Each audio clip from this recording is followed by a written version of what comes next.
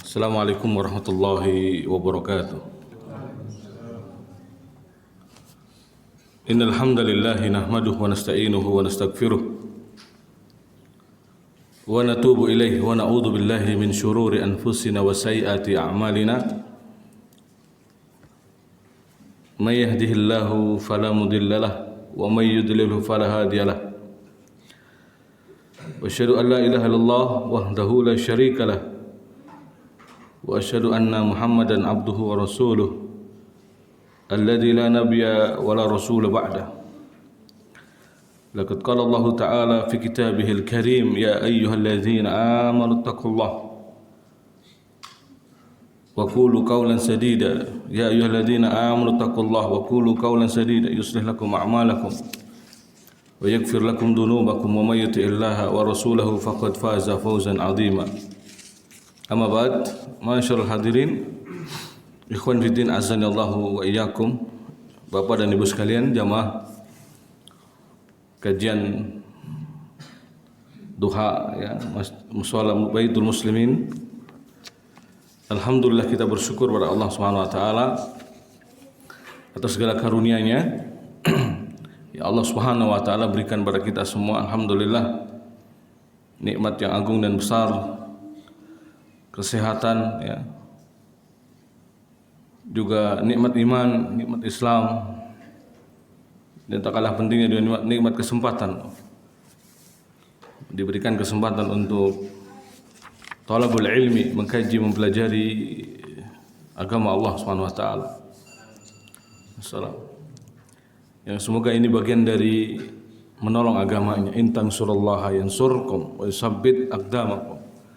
Kemudian salawat dan salam semoga senantiasa tercurahkan atas junjungan Nabi kita yang mulia Nabi Muhammad Rasulullah sallallahu alaihi wasallam beserta para sahabatnya, keluarganya dan juga seluruh pengikut beliau sallallahu alaihi wasallam hingga hari kiamat kelak.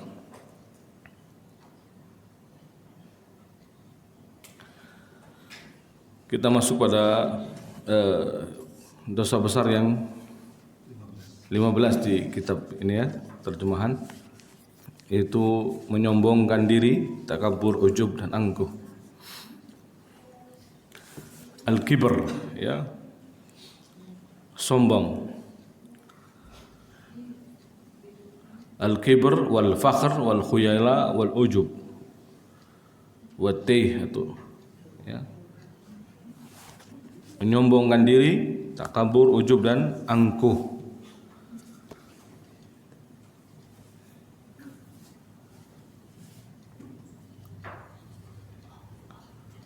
Apa itu kibr ya? Di sini dikatakan oleh Syekh Muhammad Shalih Utsaimin, dia maksudlah al-iftiqar wal kibr an yamdahan nas fi nafsih. Itu seorang memuji dirinya. Wa yatafakhkhar bima a'tahu Allah, dan ya berbangga dengan apa yang Allah berikan kepadanya min ni'matin ya, dari nikmat atau Allah berikan nikmat kepadanya ya. Berbangga dengan nikmat yang Allah berikan kepadanya, baik nikmat harta, nikmatul walad anak, nikmatul mal harta ataupun ilm aujah bahkan wa quwwatul badan, baik nikmat harta, anak, ilmu, kedudukan ataupun kekuatan badan, wa au ma asbaha dzalik dan yang lainnya. Al-muhim an yamdahan al-insanu bima an'ama Allah alaihi fakhran wa uluwan bainan nas. Itu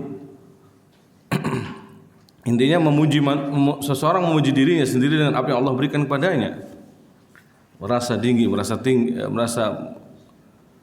fakhr, merasa bangga, dan juga ulu, merasa tinggi di antara manusia.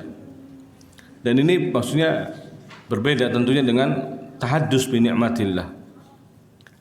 Tahaddus bi ni'matillah harus dibarengi dengan tawadhu, idharun ni'mah ma'a tawadhu ya. Idharun ni'mah ma'a tawadhu. Fa hadza la bas ya. Rasul mengatakan di sini wa amma tahaddus bi ni'matillah, adapun menyebutkan nikmat Allah ala wajhi idhari ni'matillah ala al-abdi ma'a tawadhu fa inna hadza la ba'sa bih. Adapun menyebutkan nikmat Allah ya, menampakkan nikmat Allah Subhanahu wa taala, yaitu dengan cara menampakkannya maksudnya, yang dibarengi dengan tawadhu, maka ini tidak mengapa. Allah mengatakan wa amma bi ni'mati rabbika fahaddits. Dan seseorang hendaknya berusaha awalnya adalah menyembunyikan kenikmatan yang belum didapatkan dengan sempurna. Jadi kalau masih proses itu baiknya adalah untuk disembunyikan. Agar sukses amalan tersebut, ada sukses apa yang akan kita mimpikan, ya. Apa yang diupayakan dan diinginkan itu tercapai. Makanya Nabi sallallahu alaihi wasallam dalam hadis yang disahihkan oleh para ulama kita, beliau mengatakan ista'inu ala injahil hawaij bil kitman. Ini tambahan dari saya. Ista'inu ala injahil hawaij bil kitman fa inna kulla dhi ni'matin mahsud. Bantulah toh sukseskanlah ya, atau minta tolonglah melalui untuk mensukseskan amalanmu dengan cara bantuan kitman, menyembunyikannya. Fa inna kulla dhi ni'matin mahsud, karena pada orang yang punya nikmat, ya, pada orang yang mendapatkan kenikmatan itu ada yang maksud, ada yang hasad kepadanya. Wa inna kulla dhi ni'matin mahsud, dia akan dihasadi, ya. Hunaka hasid, ada orang-orang yang hasad, makanya harus menyembunyikan amal, menyembunyikan apa istilahnya, usaha yang sedang dikerjakannya.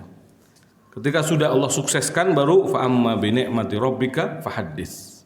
Ketika sudah mendapatkan, alhamdulillah, masya Allah, nikmat dari Allah, ya, bisa beli mobil misalkan, karena sudah Allah mudahkan.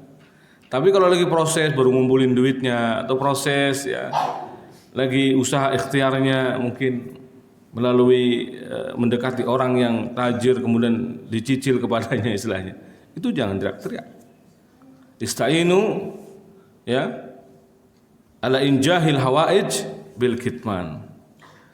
Jadi masa kitanya itu cara mensukseskan dalam menggapai apa yang kita inginkan dari kebutuhan-kebutuhan duniawi bil kitman, dengan merahasiakannya. Wa inna kulla dhi ni'matin mahsud, ya. Nah, adapun fa amma bi ni'matika rabbika fahaddits, itu pun ada ketentuannya, ya. Harus dengan tawadhu. Setelah kita pun meraih apa yang Allah berikan kepada kita, ya, mendapatkan apa yang kita doakan selama ini, maka ketika tahaddus bi ni'mah pun dengan tawadhu, dengan disertai dengan ketawaduan, ya, tanpa berbangga, seolah-olah usaha dia. Tidak benar kalau usaha dia, seolah-olah ada kesuksesan dia, karena ini masuk ke wal ujub. Karena yang dibahas kita adalah al-kibr wal ujub wal khuyala, ya, wal fakhr, ya, yang agak serupa maknanya. Nah, jadi di sini Syekh Utsaimin menyoroti, ya, bedanya antara idharu ni'mah, rasa memuji dengan nikmat yang dia rasakan, nikmat yang dia dapatkan, ya. Bedanya dengan menampakkan tetapi disertai dengan tawadhu, disertai dengan tawadhu. Kemudian dalil yang dibawakan oleh muallif, ya, pertama adalah qala Musa, Allah Ta'ala berfirman, wa qala Musa inni udtu bi rabbi wa rabbikum min kulli mutakabbir la yu'minu bi yaumil hisab. Dan Musa berkata, sungguh aku berlindung kepada Tuhanku dan Tuhanmu dari setiap orang yang menyombongkan diri. Min kulli mutakabbir, dari setiap orang yang mutakabbir, menyombongkan diri, atau takabbur, dari orang yang sombong. La yu'minu bi yaumil hisab, dan karakter di antara mutakabbir ini la yu'minu bi yaumil hisab, itu yang tidak beriman dengan hari hisab. Karena al-kibr itu bisa terhadap Allah, kibr itu juga kepada manusia. Makanya Imam Ibnu Hajar, ya, Hajar di sini Hajar Haytami kalau tidak salah ya. Dalam kitabnya Zawajir. Al-kibru imma 'ala Allah wa huwa afhashu anwa'il kibr. Kibr itu entah terhadap Allah Subhanahu wa taala, dan ini adalah afhashu anwa'il kibr.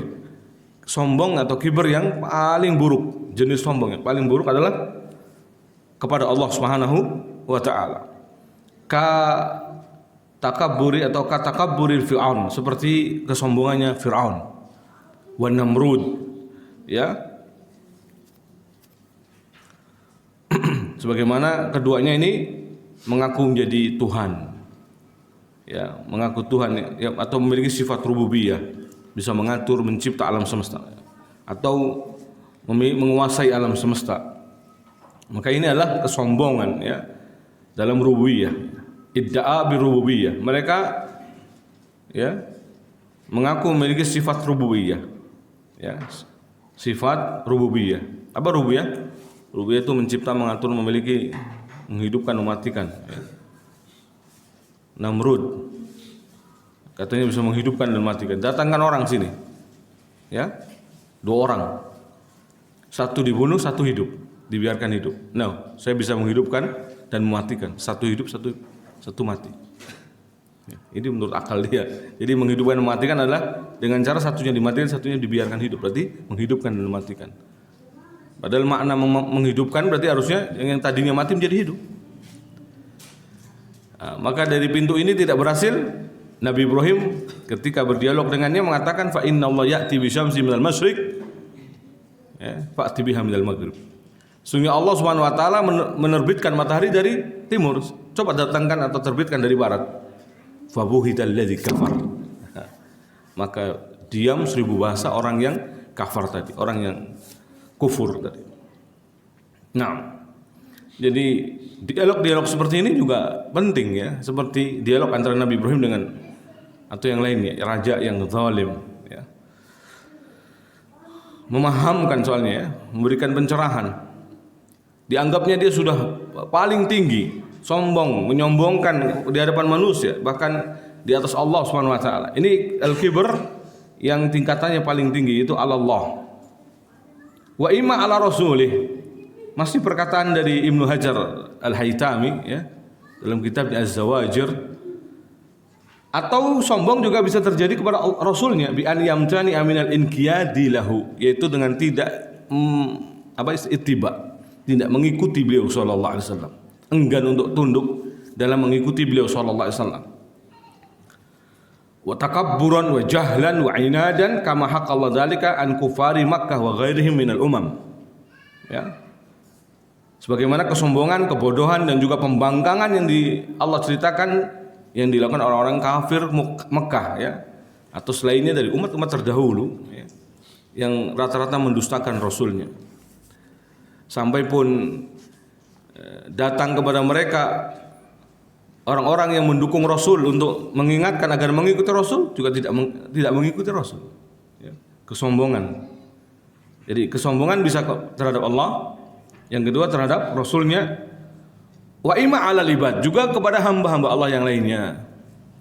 Bi an yasta'zima nafsah, yaitu dengan merasa diri besar, merasa diri lebih mulia, merasa diri lebih agung, merasa diri lebih spesial ketimbang yang lainnya. Wa yahtakir ghairahu, dan meremehkan yang lainnya.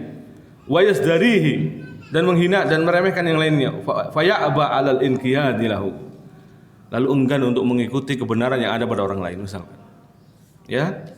Au yataraffu alaihi, atau merasa tinggi dari orang lain, ya. Wa ya'nafu min musawatihi, dan merasa lebih mulia daripada orang yang selevel dengannya. Wa hadza wa in kana dunal awwalain, ya, illa annahu 'azimun ismuhu aidan. Ini meskipun dosanya di bawah dari 2 di atas yang sombong kepada Allah dan Rasulnya, tetapi tetap saja ini adalah ismuhu azimu ismuhu aidan, ya, dosanya besar juga. Karena kategorinya adalah al-kabair, ya, kabiratu minal kabair. Nah, termasuk kalau sombong kepada manusia adalah libasus suhur, mengenakan pakaian kesombongan, pakaian ketenaran, pakaian spesial. Apa diartikan yang tepatnya apa? Libasus suhur. Ya, bahasanya ulama kita libasus suhur, yaitu pakaian ketenaran. Nah, Rasul mengatakan sebagaimana hadis Ibnu Umar, ya, man labisa sauba syuhrah albasahullahu yaumal qiyamah sauba madallah. Barang siapa yang mengenakan pakaian kemewahan, pakaian ya, ketenaran, ya, dia akan Allah pakaikan nanti di hari kiamat dengan pakaian kehinaan. Bagaimana hadis riwayat Abu Dawud, Ibnu Majah dan Ahmad, dan hadis ini dihasankan ya dengan berbagai syawahidnya ya. Nah, itu dalil yang pertama tadi apa? Wa qala Musa inni a'udzu bi rabbi wa rabbikum min kulli mutakabbin la yu'minu bi yaumil hisab. Berarti kategori yang dikatakan Musa ini berlindung dari kesombongan orang yang sombong pada Allah ya. Karena la yu'minu bi yaumil hisab, tidak beriman dengan hari hisab. Berarti kesombongan yang berkaitan dengan Allah tadi ya, yang disebutkan dalam kitabnya Ibnu Hajar Al-Haythami, kitab Al-Zawajir ya. Nah, kemudian dalil yang kedua yang dibawakan oleh muallif, innahu la yuhibbul mustakbirin. Sesungguhnya dia Allah tidak menyukai orang-orang yang sombong atau menyombongkan diri. Innahu la yuhibbul mustakbirin ya. Karena siapapun yang sombong ya adalah berarti merasa mulia di atas orang lain atau akhirnya jatuh pada menolak kebenaran. Karena makna kibr sebagaimana disebutkan dalam hadis yang sahih, ya Rasul juga mengatakan al-kibru batarul haq wa ghamtun nas. Batarul haq, menolak kebenaran dan meremehkan manusia. Dan Allah tidak suka dengan orang-orang seperti ini. Orang-orang yang menyombongkan diri. Karena kehancuran dan demi kehancuran, bahkan kerusakan yang ditimbulkan oleh iblis ya, yang kemudian diusir oleh Allah Subhanahu wa taala dari surga, dikeluarkan ya, dan akan menjadi penghuni neraka nantinya, tidak kembali ke surga, adalah dengan sebab kesombongan. Ya, dengan sebab kesombongannya kepada Allah Subhanahu wa taala terhadap Nabi Adam ya, terhadap perintah Allah yang untuk sujud kepada Adam. Sujud izhar apa? Ta'ziman, memuliakan, menghormati. Ya. Nah, juga dikatakan di sini dalil yang berikutnya oleh Syekh, innal ladzina yujadiluna, Imam Dhahabi maksudnya, innal ladzina yujadiluna fi ayati la bighairi sultanin atahum inna fi sudurim illa kibrun ma hum bibalighi fasta'id billah. Sesungguhnya orang-orang yang mendebat, yang mereka berbantah-bantahan dengan ayat Allah ya, berjidal ya, mendebat ayat Allah Subhanahu wa taala tanpa alasan atau bukti yang sampai kepada mereka. Yang ada dalam dada mereka hanyalah keinginan akan kebesaran yang tidak akan mereka capai. Maka minta perlindunganlah kepada Allah. Ya. Inna fi sudurihim illa kibrun. Allah katakan sesungguhnya dalam hati mereka ini tidak ada kecuali kesombongan. Kesombongan dalam hal ya yang tidak akan mereka capai. Ya. Jadi kebanyakan umat-umat terdahulu menolak dakwah para rasul ada dengan pembangkangan ya, dengan kesombongan. Makanya ada kufur istikbar. Jenis kufurnya itu kufur membangkang ya, istikbar. Karena menolak dakwahnya para rasul. Tidak mengimani dakwah mereka.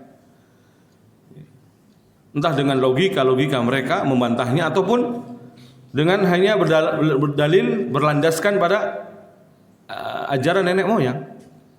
Yang mereka mengatakan inna wajadna aba'ana ala ummah. Kami dapati nenek moyang kami demikian. Ya. Jadi sombong dengan ajaran nenek moyang. Ya tafakhar, berbangga, merasa ajaran nenek moyang pasti suatu yang benar. Karena konsekuensinya ketika mengatakan ajaran nenek moyang tidak benar berarti salah. Kalau salah berarti nenek moyang kami di neraka. Ya. Dia tidak berpikir bagaimana caranya apa yang sedang dihadapi ini kalamullah atau bukan. Ya. Dia tidak berpikir bagaimana yang sedang berdialog dengannya siapa, Rasul atau bukan. Orang-orang yang mengemban ilmu atau bukan, ya. Hanya berpikir menyelamatkan nenek moyang pokoknya. Dan ini fanatik namanya, ya. Yang dibangun di atas tadi takhuyala wal kibr. Kesombongan, membanggakan ya orang-orang terdahulu. Dan ini termasuk bangga dengan ajaran nenek moyang. Padahal awala ya'lamuna annahum, bukankah mereka tahu bahwasanya nenek moyang mereka itu bukan di atas kebenaran. Bahkan la yahtadun, tidak di atas hidayah, la ya'lamun, tidak di atas ilmu, bodoh, tidak mengerti, ya. Kenapa harus dibangga-banggakan? Kenapa harus diikuti? Inna wajadna aba'ana ala ummah, kata mereka. Kami dapati nenek moyang kami demikian. Wa inna ala atharihim lamuhtadun, maka kami mengikuti jejak mereka, kami mengikuti petunjuk-petunjuk mereka, ya. Maka inilah kesombongan. Bagaimana mereka menolak dalil Quran, ya. Apalagi yang berbicara waktu itu misalnya Rasul sallallahu alaihi wasallam, para sahabat, para ulama, ya. Kenapa mereka dengan beraninya menolak dalil-dalil dari Allah Subhanahu wa taala, firman Allah Subhanahu wa taala, hanya karena kesombongan mereka dengan ajaran pendahulu mereka. Apakah suatu yang pasti, ya, nenek moyang mereka di atas kebenaran? Belum tentu. Belum tentu, karena suatu kebenaran hanya yang datang dari Allah Subhanahu wa taala. Kecuali nenek moyang mereka mengikuti, ya, apa yang Allah turunkan. Allah sering menggunakan kata bima anzalallah, dengan apa yang Allah turunkan. Ya, beriman dengan apa yang Allah turunkan.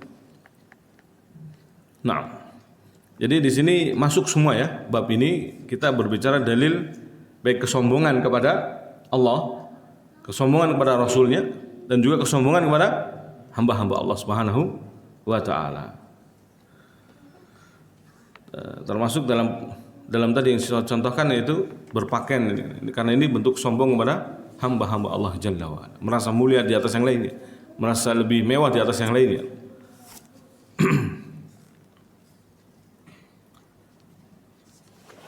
Kemudian mu'alif membawakan dalil bainama rajulun yatabakhtar fi burdaihi id khasafa Allah bihil arda fa huwa yatajaljal fiha ila yaumil qiyamah. Para ulama menyebutkan yang dimaksud dalam hadis ini adalah korun, ya.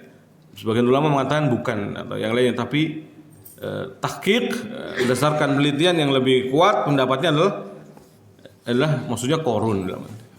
Ketika seorang berjalan dengan sombongnya karena memakai kain burdah yang bergaris-garis. It khasafallahu bihil arda, tiba-tiba Allah Subhanahu wa taala benamkan dia. Ya, di sini menerjemahkannya apa?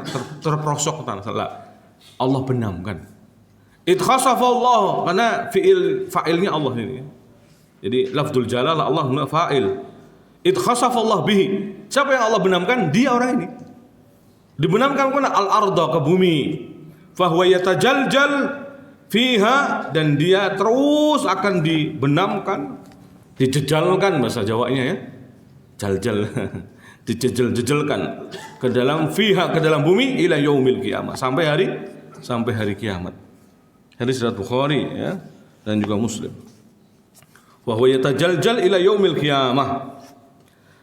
Syekh Utsaimin mengatakan hadzal hadis min ahadisil wa'id allati yutalliquha ar-rasul tanfiran 'anil syai' wa in kana tahtaju ila tafsil hasba al-adillah syar'iyyah. Falladhi fi qalbi kibrun imma an yakuna kibran 'anil haqq wa karahatan lahu fa hadha kafir mukhalladun finnar la yadkhulul jannah. Kata Syekh Utsaimin, hadis yang mulia ini, ya, adalah hadis-hadis atau misalnya adalah hadis-hadis yang menunjukkan ancaman dari Rasul secara mutlak.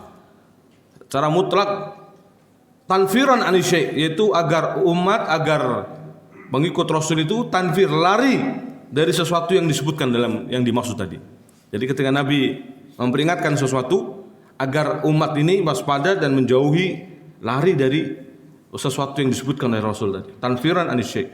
Wa in kana tahtaj ila, meskipun di sini butuh rincian, ya, hasba adillah syar'iyyah, gantung dari dalil-dalil syar'i, ya. Nah,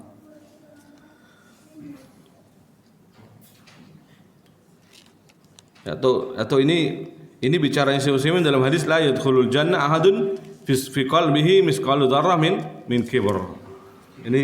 Ini syarah beliau ketika menjelaskan hadis ini. Hadis la yadkhulul jannah ahadun fi qalbihi misqalu dzarratin min kibr. Adapun hadis tadi, hadis tadi ya, yang bainama rajulun yatabakhtar fi mashyihi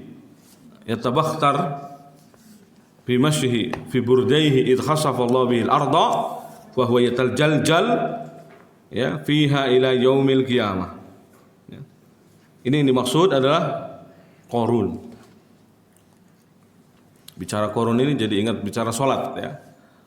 Rasul SAW dalam hadis tentang salat mengatakan man hafadha ala shalah, barang siapa menjaga salat maka baginya nuron, cahaya. Innalahu nuron, baginya cahaya. Wa burhanan, dan juga petunjuk. Wa najatan yaumal qiyamah, dan juga keselamatan hari kiamat.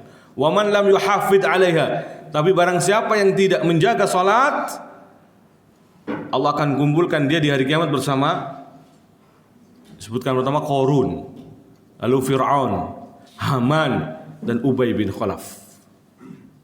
Ya. Nah, Umayyah apa Ubay? Pokoknya Ibn Khalaf, ya. Jadi 4 orang yang tidak menjaga salat maka dikumpulkan dengan terdengkot ya, yang jatuh dalam neraka Allah Subhanahu wa taala. Yang pertama siapa? Qarun. Kata Syekh Abdul Razak, yaitu orang yang sibuk dan tersibukkan dengan hartanya sehingga dia meninggalkan salat, maka akan dikumpulkan bersama Qarun yang sibuk dengan hartanya. Orang yang sibuk dengan kerajaannya sehingga dia tidak mau sujud kepada Allah atau enggan dan meninggalkan sujud kepada Allah, akan dikumpulkan bersama Fir'aun di hari kiamat. Orang yang sibuk, ya, sehingga terhalang untuk mendirikan sholat, mengerjakan sholat karena kesibukannya, karena kelalaiannya lebih mementingkan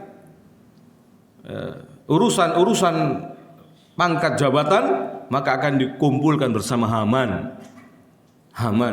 Dan terakhir, ya, orang yang sibukkan karena tijarah, perdagangannya, jual belinya, bisnisnya, ya, lalu meninggalkan salat, akan dikumpulkan bersama Ibnu Khalaf, ya. Nah,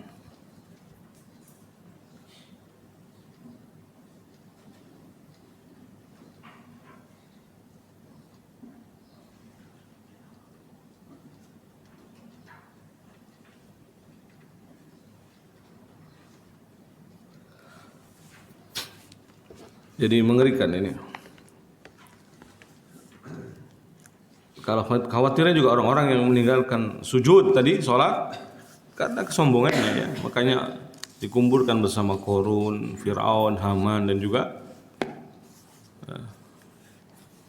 Umayyah bin Khalaf, ya.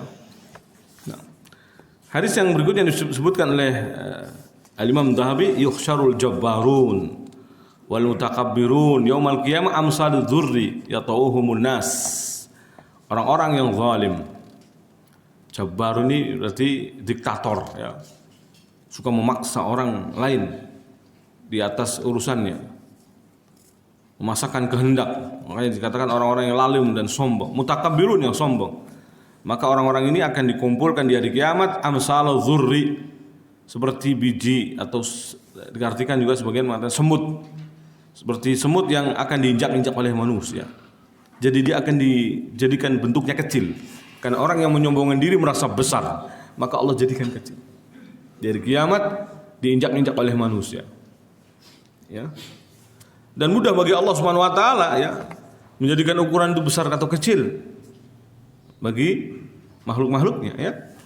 Apalagi di surga ya. Kerajaan dan kekuasaan memang hanya milik Allah, tidak ada yang mampu kecuali kekuasaan Allah Subhanahu wa taala. Kalau di dunia mungkin masih ada orang yang diberikan kekuasaan, keleluasaan, kemampuan, kekuatan, tetapi tidak diadab, tapi dibiarkan sama Allah. Tapi di akhirat Allah katakan maliki yaumiddin, dialah yang merajai hari pembalasan. Jadi di hari itu, hari pembalasan, tidak ada yang menjadi raja kecuali hanya Allah Subhanahu wa taala. Ya. Semua raja-raja dunia tidak punya kekuatan. Semua yang pernah berkuasa, yang pernah menyombongkan diri, yang pernah mengagungkan dirinya, bahkan menyuruh orang untuk menyembah dirinya, sama sekali tidak punya kekuatan, tidak punya kekerajaannya, tidak punya kekuasaannya. Makanya Allah mengatakan, Ainal muluk, Ainal malik bin muluk. Mana raja-raja dunia yang pernah berkuasa hari ini? Mana ada? Ya, sekarang adalah hariku, ibaratnya hari Allah SWT. Untuk kemudian menghadap semua yang pernah berlaku sombong di muka bumi, yang pernah menyombongkan diri, yang pernah merasa mulia di atas orang lain. Maka kenapa disyaratkan tawadhu? Agar tak ada seorang pun yang mengagungkan dirinya atau memuliakan diri atas orang lain. La yafkhar ahadun al ahadin. Agar jangan sampai ada orang yang bangga terhadap dirinya di atas orang lain. Itulah kenapa disyaratkan tawadhu. Ya. Jadi tawadhu yakni akhlak yang mulia. Makanya dia adalah sebaik-baik ibadah. Sebagaimana dikatakan oleh Aisyah radhiyallahu anha diriwayatkan dalam kitabnya Imam Ahmad dalam kitab Zuhud. Dinukilkan bahwa beliau mengatakan innakum taf'aluna afdhalal ibadah. Sesungguhnya kalian sedang melakukan amal ibadah yang utama. Apa itu at-tawadhu? Yaitu tawadhu.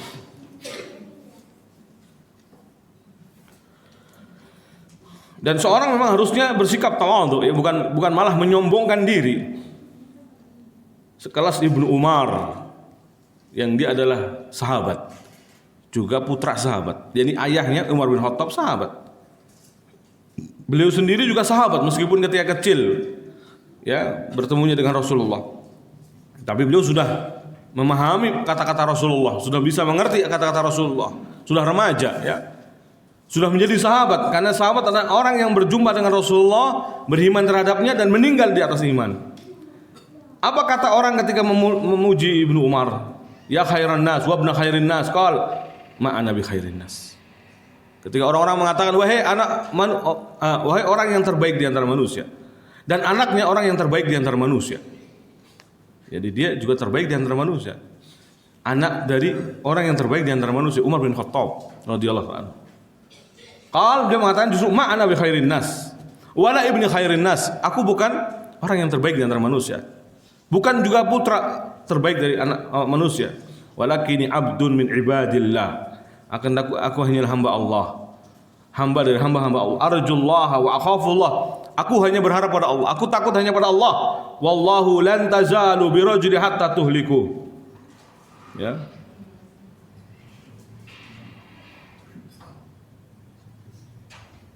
Nah, ini contoh istilahnya ketawaduan seorang sahabat yang mulia Ibnu Umar radhiyallahu anhu. Bahkan ada sekelas sahabat yang lainnya, ketika orang hendak mengikutinya berjalan di belakangnya, dilarang.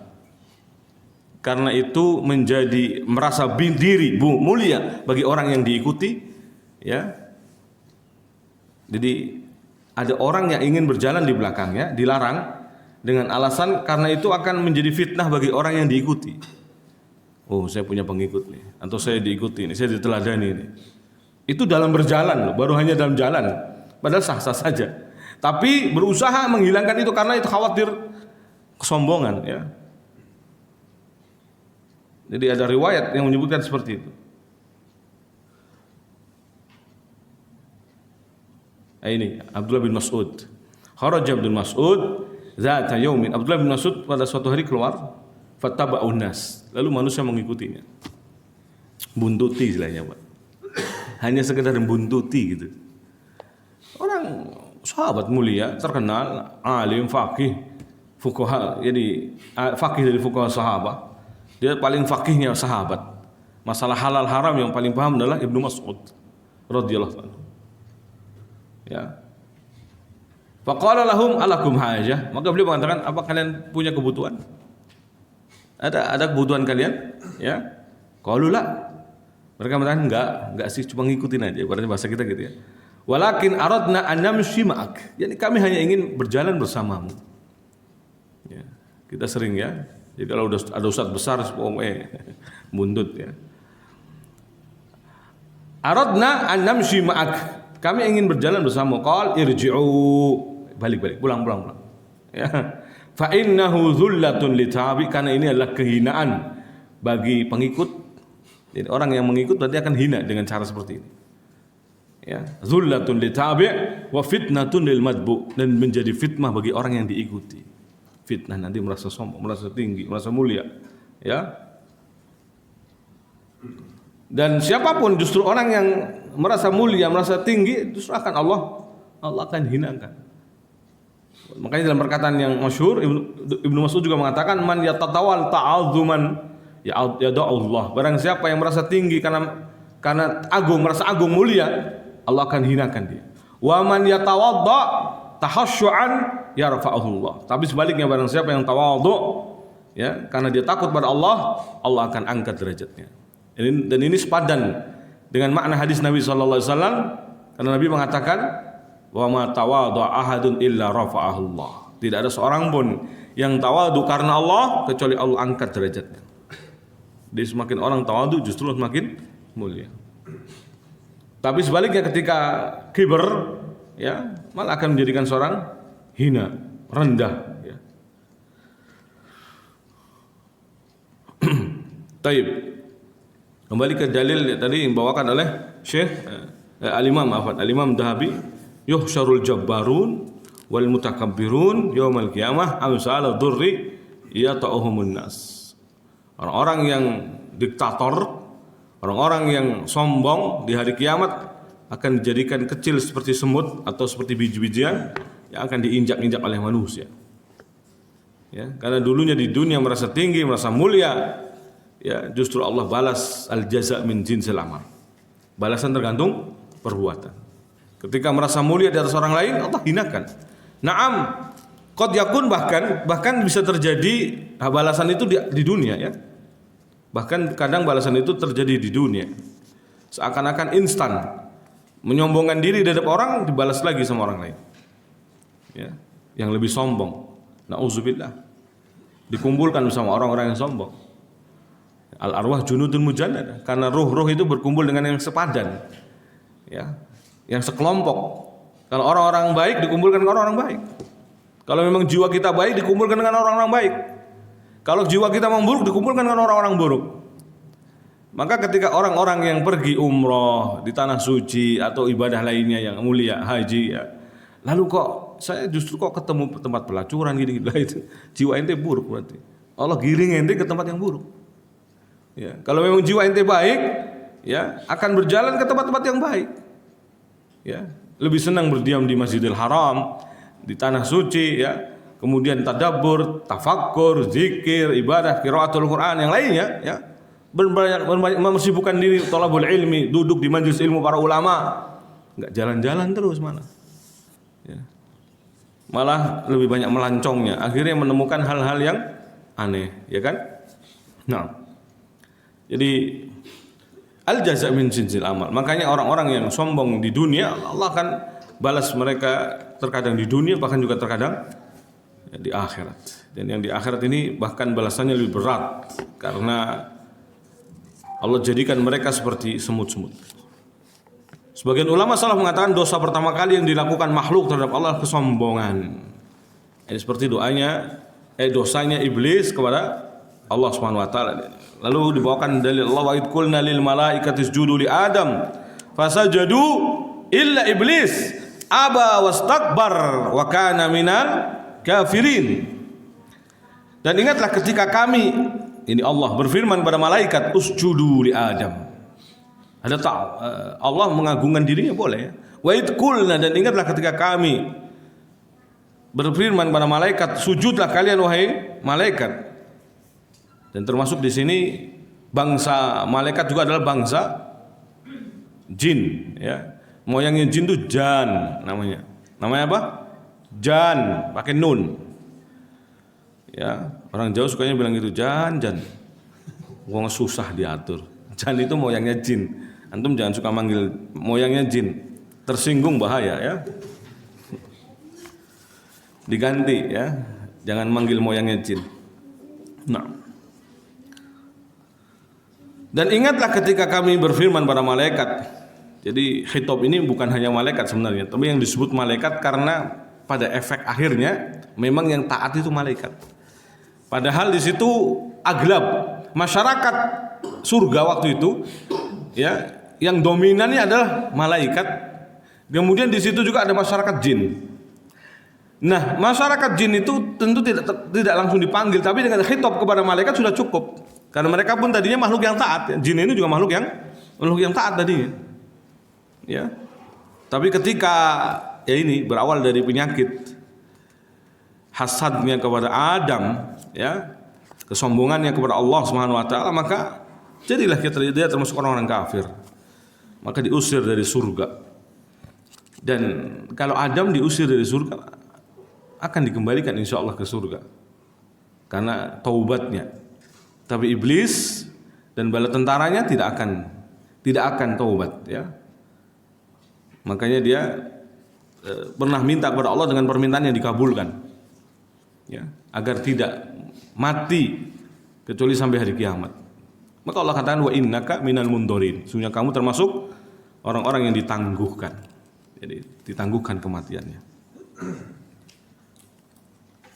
Sujudlah para malaikat itu kepada Adam. Fasajadu. Mereka sujud illa iblis, kecuali iblis. Ya, kecuali moyangnya jin ini, ya.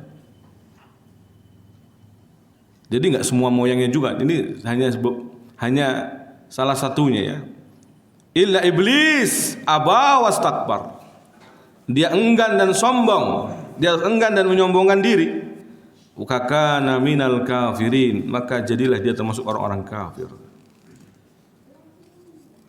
Maka Imam Tawi mengatakan, maka barang siapa menyombongkan diri terhadap kebenaran sebagaimana yang telah dilakukan iblis, maka keimanannya tidak memberikan manfaat kepadanya. Bahkan para ulama yang menyebutkan minal kibr, ya, yajri ila madza? Ila kufur, ya. Ila ujub. Ujub ila kibr, kibr ila kufur. Dari ujub menyeret kepada kesombongan, dari kesombongan menyeret kepada kekafiran. Ini ditarik benangnya di situ. Hati-hati makanya. Kapan orang akan bisa sombong? Ujub dulu, merasa diri lebih hebat, merasa diri lebih mulia, merasa diri lebih soleh, merasa diri lebih mulia, lebih alim, merasa diri, ya. Ujub dulu, nggak nyombong dulu. Nyombong itu setelah efek dari ujub. Ya. Ketika orang sudah benar-benar merasa kaya, merasa lebih mulia, merasa lebih alim, merasa lebih soleh, merasa lebih taat, merasa lebih di atas yang lainnya, pasti efeknya adalah batarul haq atau ghamdun nas, ya, meremehkan manusia,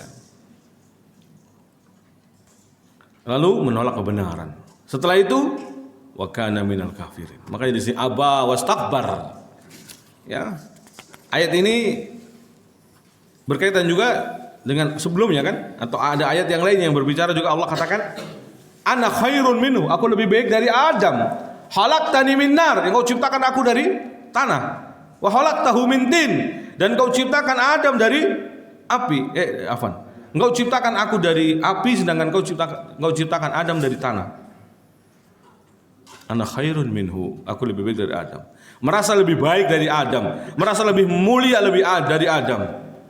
Jadi merasa diri disebut dengan ujub, ya.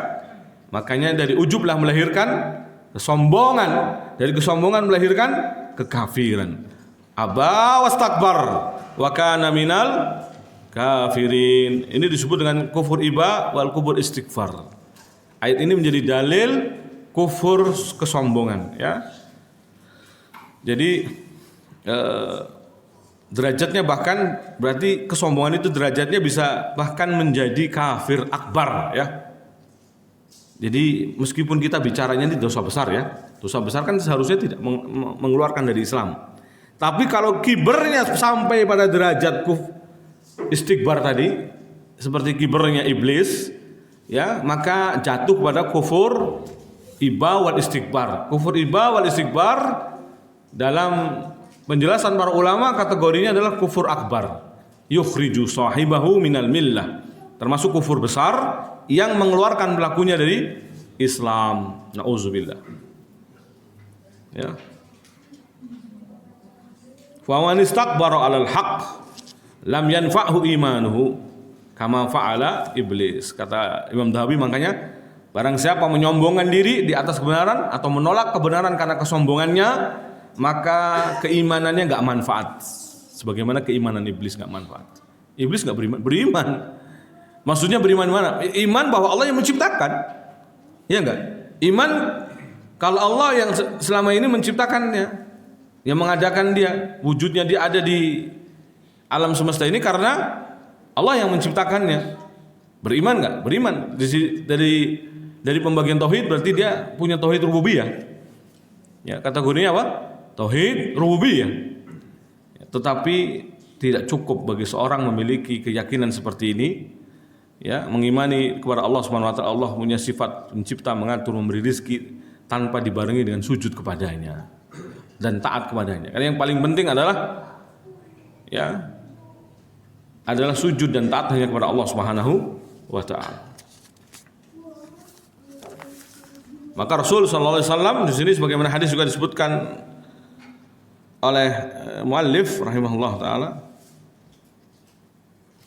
al-kibru safhul haqqi wa ghamsun nas. Atau dalam redaksi lain al-kibru batarul haqqi wa ghamtun nas. Disebutkan dua-duanya ini. Bahwa kesombongan itu adalah meremehkan kebenaran dan merendahkan manusia, atau meremehkan manusia. Menolak kebenaran dan merendahkan manusia. Ini yang biasanya penerjemahan yang benar gitu ya. Menolak kebenaran dan meremehkan manusia. Kalau sudah sampai pada batas menolak kebenaran, berarti itulah kiber.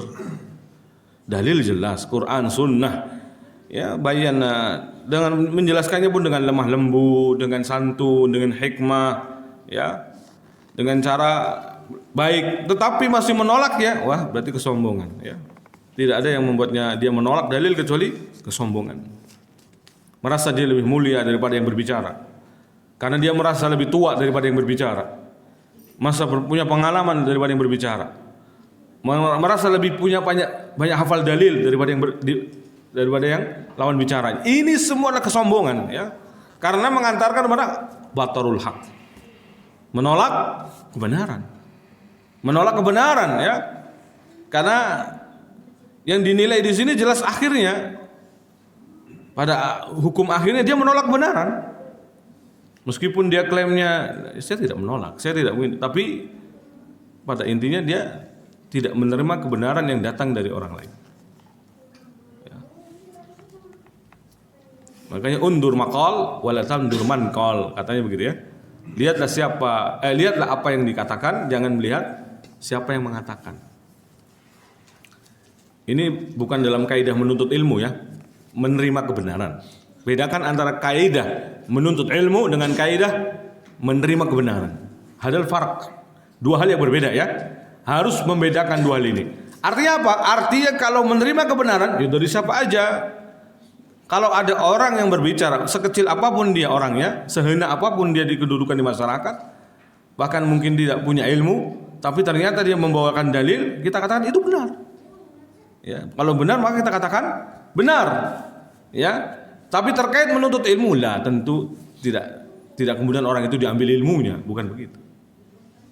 Kebenarannya kita terima, tetapi ilmunya tidak kita ambil. Karena mutiara ataupun emas mau diletakkan dimanapun dia tetap mutiara atau emas. Ya. Meskipun di comberan kita ambil tetap berharga, dibersihkan lagi dia akan bersih. Ya. Kebenaran dimanapun letaknya, meskipun dari mulut yang kotor, yang biasa minum khamr, jika dia mengatakan kebenaran, ya kebenaran. Ya. Ya akhi, jangan seperti saya misalkan, dia mabuk padahal. Ya. Kebenaran enggak? Kebenaran harus kita terima. Antum hidup sia-sia kalau cuma minum-minum seperti saya misal. Mabuk tapi nasihat orang. Hidup itu panjang, jangan kau sia-siakan hanya minum. Allah Akbar. Qaulul haq min rajulin fajir, ya. Berarti kata-kata kebenaran dari orang yang fajir. Kita terima, tapi bukan berarti kita ambil ilmunya, lalu kita belajar dengannya. Oh, kita berguru. Enggak. Kalau dalam berguru tetap harus melihat, ya, dari siapa dia mengambil ilmunya. Dari siapa dia mengambil ilmunya, ya harus dilihat. Terus bagaimana praktek keilmuannya. Yang paling penting bahkan sholatnya, ya, dilihat dari sholatnya. Karena realnya orang itu sholat.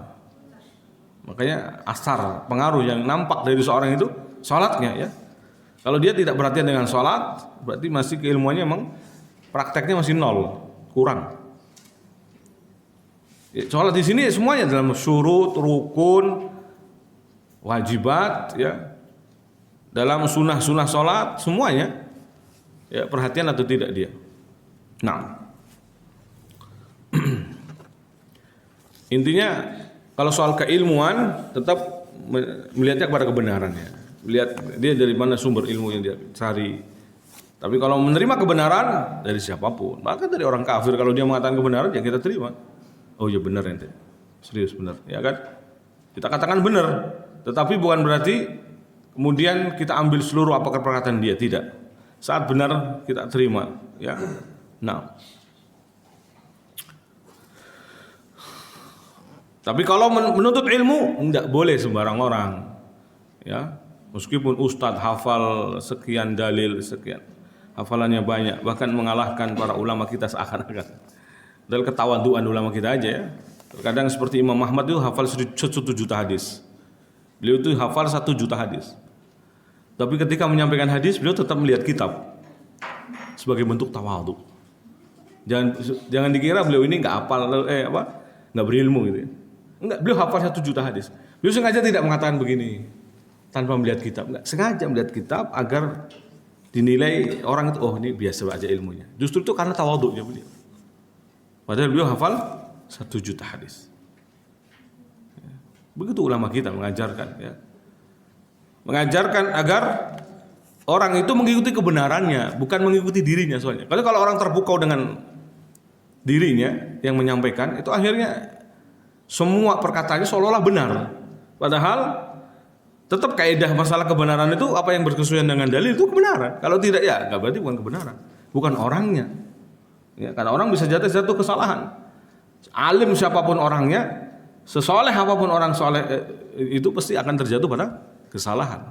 Kalau melihat orangnya, akhirnya terjatuh pada kesalahan. Saat memang orang itu jatuh kesalahan, kita dianggapnya husnudon, terlalu husnudon bahwa dia benar. Maka ini jatuhlah dalam kesalahan. Zallatul alim, zallatul alam. Makanya para ulama mengatakan tergelincirnya orang berilmu, tergelincirnya semesta alam. Apalagi pengikutnya jutaan, ya. Dia salah ngomong, wuduh, pengikutnya salah. Imam Ahmad bin Hanbal makanya mencontohkan, ya, tetap kekeh mengatakan Al-Quran bukan makhluk, kalamullah bukan makhluk. Meskipun kalau bohong boleh, karena demi keselamatan nyawa, kan beliau disiksa terus, dipukul, dikebuki, dicambuk berkali-kali, dipaksa mengatakan Al-Quran makhluk. Andai kan beliau uzur itu uzur syar'i boleh, karena ini sudah digebuki, sudah parah gitu, hampir mati. Suatu yang makul untuk kemudian uzur, tetapi beliau tidak begitu. Kenapa? Akan membahayakan pengikutnya, ya. Karena pengikut beliau juga ribuan manusia di belakangnya sana menunggu-nunggu fatwa beliau, menunggu-nunggu sikap beliau. Kalau sikap beliau begitu, jangan-jangan semuanya akan begitu. Dan menganggap, khawatirnya bukan seperti anggapan Imam Ahmad. Kalau Imam Ahmad karena sekedar uzur, karena tanazul, ya, itu mengalah demi, ya, keselamatan nyawanya, tapi khawatirnya orang lain tidak begitu, tidak mengerti apa yang dipahami beliau. Nah, makanya beliau tetap istiqamah. Maka gelar yang mentereng yang sering dipanggil atau disebutkan ulama kepada beliau Imam Ahlus Sunnah. Karena seolah-olah beliau paling Ahlus Sunnah waktu itu. Imamnya Ahlus Sunnah beliau itu. Yang lain Ahlus Sunnah tapi nggak berani menjadi imam, nggak berani paling menonjol seperti itu. Ya. Dan bicara hati, ya kita nggak sekelas beliau ya. Bicara hati ini. Kalau kita mungkin pernah di penjara misalkan, pulang-pulang ya kemana-mana ngobrolin adalah kejelekan pemerintah karena merasa terzalimi terus-menerus. Tapi beliau enggak, bersih hatinya dari seperti itu. Subhanallah. Nah, dalil berikutnya yang disampaikan muallif, innallaha la yuhibbu kulla mukhtalin fakhur.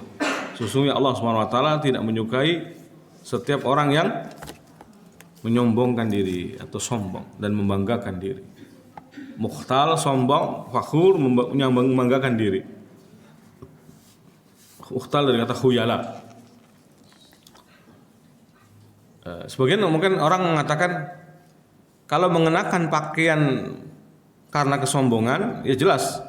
Kalau mengenakan pakaian mau mengenakan kesombongan, baik isbal dan isbal tetap neraka. Jadi ukurannya bukan isbal dan isbal kalau sudah kesombongan itu. Ya. Jadi yang menjadi tolak ukur justru di sini ya dua-duanya. Ya. Jadi harus dengan mengangkat di atas mata kaki dan juga menghilangkan kesombongan juga. Jangan sampai meskipun sudah di mata kaki tapi masih sombong. Paling nyunah misalkan. Khawatirnya begitu ya. Merasa paling paham sunnah. Ini orang kok isbal. Lalu kita meremehkan yang isbal misalkan. Itu juga berarti ada khuyala di dalam hati kita. Ada kesombongan dalam hati, berbangga ya, sehingga kemudian meremehkan orang-orang yang belum mendapatkan hidayah sunnah atau belum semampu kita dalam mengamalkan sunnah. Al-mafrud dua-duanya ya.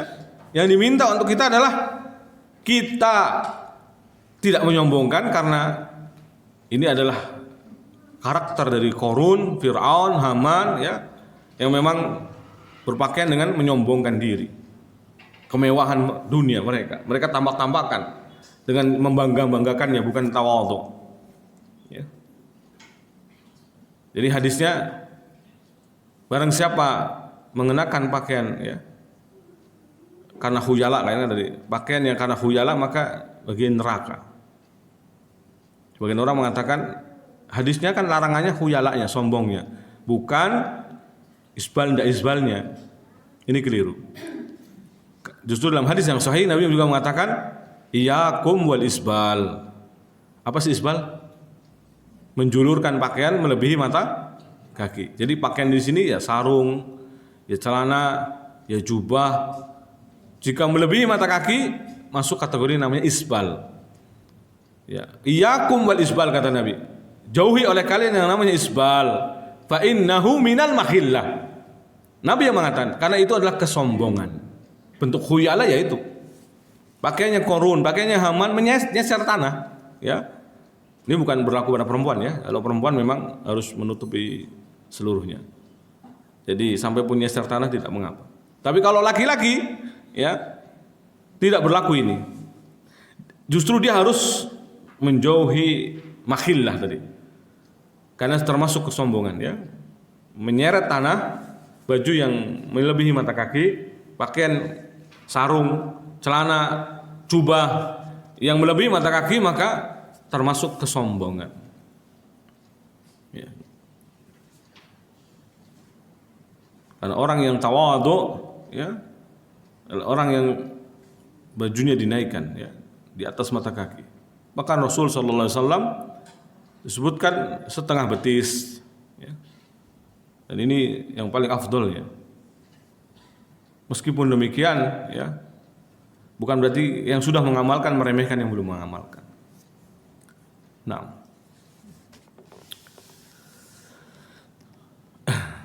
baik. Innallaha la yuhibbu kulla mukhtalin fakhur. Dalil-dalil yang berkaitan dengan semuanya, kesombongan dalam semuanya, berpakaian, dalam berucap, bertutur kata, bersombongan dalam bergaul, ya, bermuamalah dengan manusia, harus dijauhi namanya sikap dan sifat kesombongan ini. Merasa lebih mulia, lebih tinggi, lebih besar, merasa lebih alim, lebih saleh, dan semuanya ini harus ditinggalkan. Karena merasa lebih baik itu sudah sombong.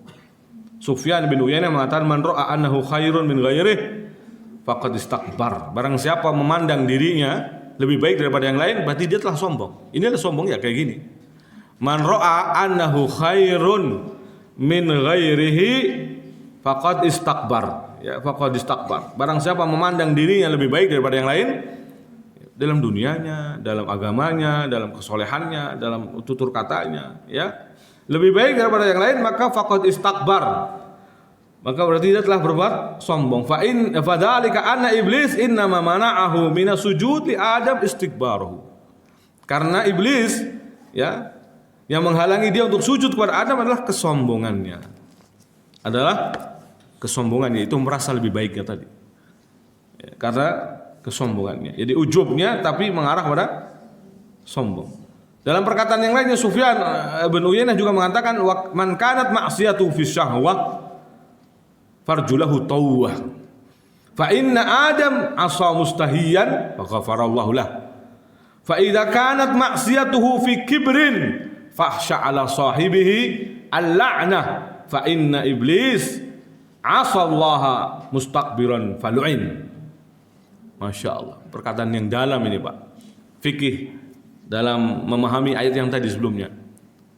Wa id qala rabbuka wa id qulna lil malaikati isjudu li adam fasajadu illa iblis aba wastakbar wa kana minal kafirin.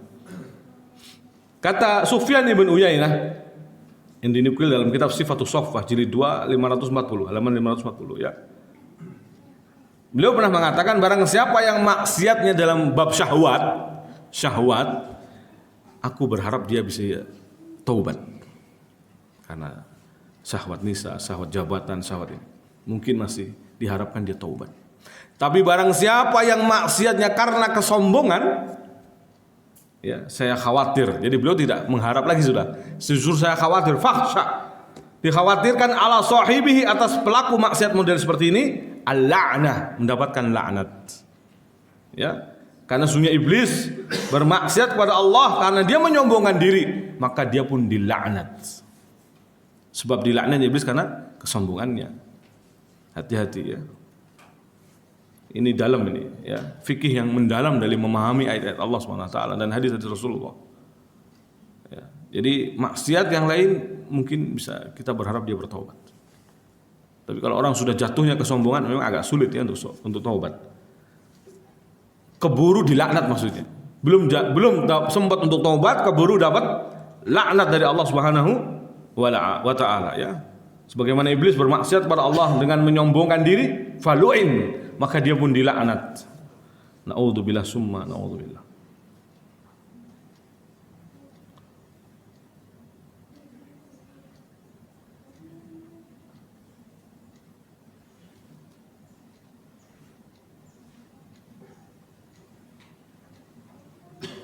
Ibnu Qayyim juga mengomentari perkataan Sufyan bin Uyainah ini. Aksarun nas, kebanyakan manusia, minal mutanazzihin anil kabair hissiyah. Banyak orang yang berusaha membersihkan diri dari dosa-dosa besar yang sifatnya hissiyah, yang nampak, ya. Hissiyah yang bisa dirasa, yang dirasa diraba. Wal qadurat, dan kotoran-kotoran fil kabair mislih, ataupun dosa-dosa besar yang lainnya, ya. Au a'dham minha au dunaha, yang lebih besar atau yang lebih kecil. Dosa besar-besar yang lebih besar atau yang lebih kecil, tapi yang masih nampak. Ini perhatian manusia, kadang mutanazzihin, berusaha mensucikan diri dari ini.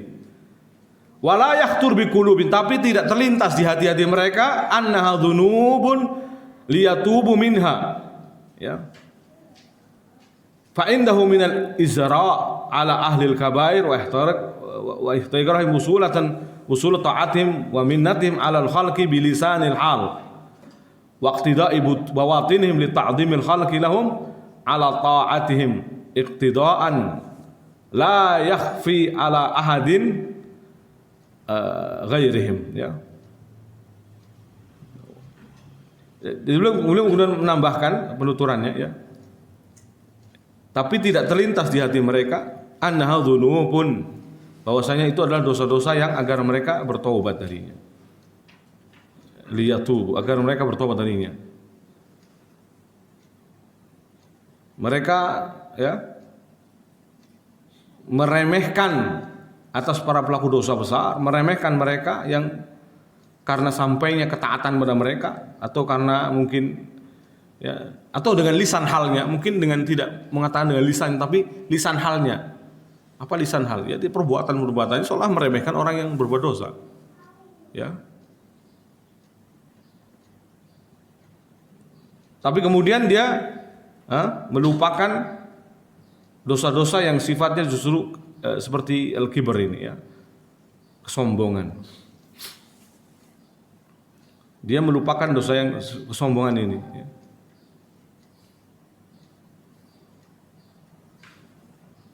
Nah, padahal dosa yang kesombongan ini justru lebih berbahaya, ya, karena merasa diri lebih alim, lebih soleh, lebih taat, baik dengan lisan maqalnya ataupun lisan halnya. Dengan lisan maqalnya ataupun lisan hal. Ada lisan, ada dua, lisan maqal, lisan kita bicara, dengan lisan hal artinya kita tidak ngomong, tapi sebenarnya secara perbuatan kita itu kita nyindir orang, kita ngeremehin orang gitu. Itu namanya lisan hal. Ya. Kayak dalam dakwah, kadang lisan maqal kurang mengena, tapi lisanul hal lebih mengena. Ada banyak orang awam yang kalau diomongin mungkin gak terima. Kalau diajak dialog bahkan mungkin merasa alim, lebih mulia.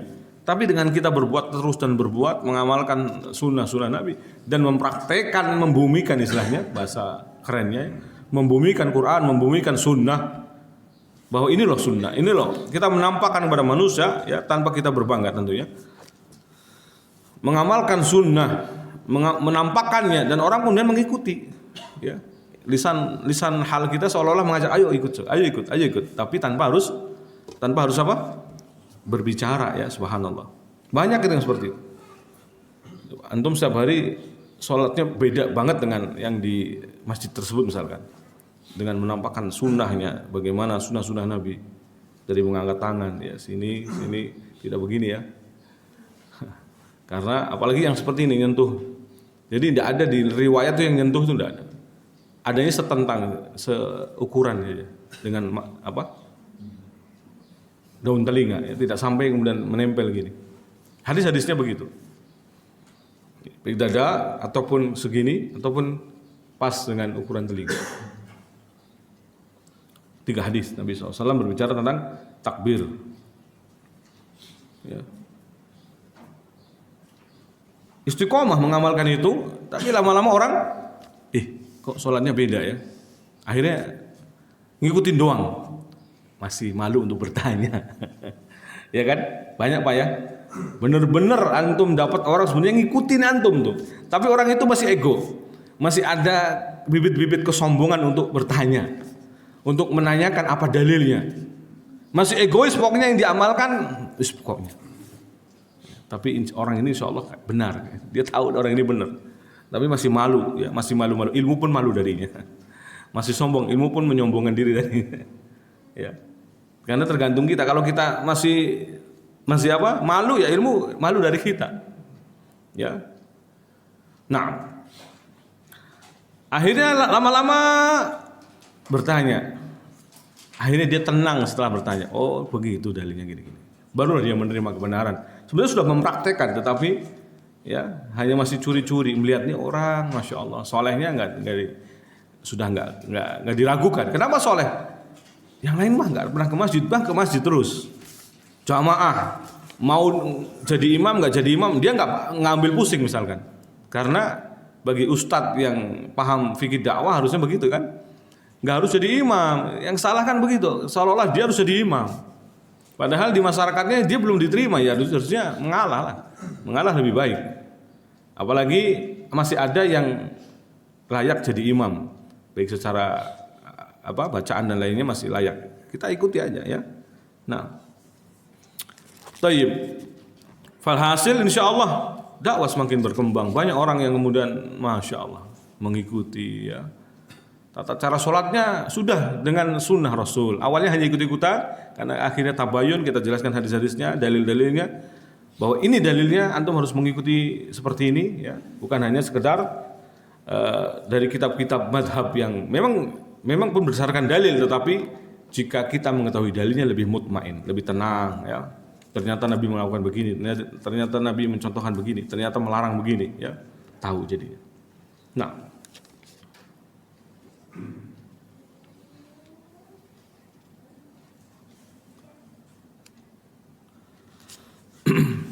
dalil yang berikutnya yang disebutkan oleh muallif juga, ya. Nabi SAW bersabda, al-'azamah izari, ya. Wal kibriya ridai, faman naza'ani fihima alqaituhu fi jahannam. Ini ancaman dari Allah. Al-wa'id syadid.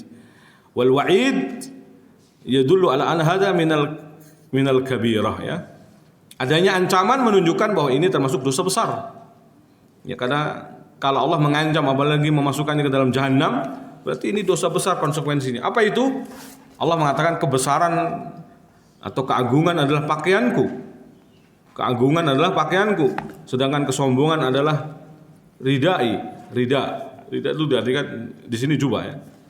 Selendangku. Ya. Pakaian bagian atas itu rida. Jadi kalau dalam bahasa Arab yang sering dikenakan Rasulullah juga adalah seperti umroh, pakaian umroh. Bagian bawah yang disebut dengan izar, sarung, ya, izar itu sarung. Yang bagian bawah namanya izar, yang bagian atas namanya rida. Dan antum memahaminya gimana pokoknya. Itu yang dimaksud, ya. Jadi dalam bahasa Arab itu yang dicontohkan pakaian yang disebut oleh izar dan rida itu. Izar sekarang bahasanya sarung, ya, karena memang yang mirip dengan yang jangan umroh dilipat itu ya sarung, ya. Izar, kemudian adapun rida itu yang di atas.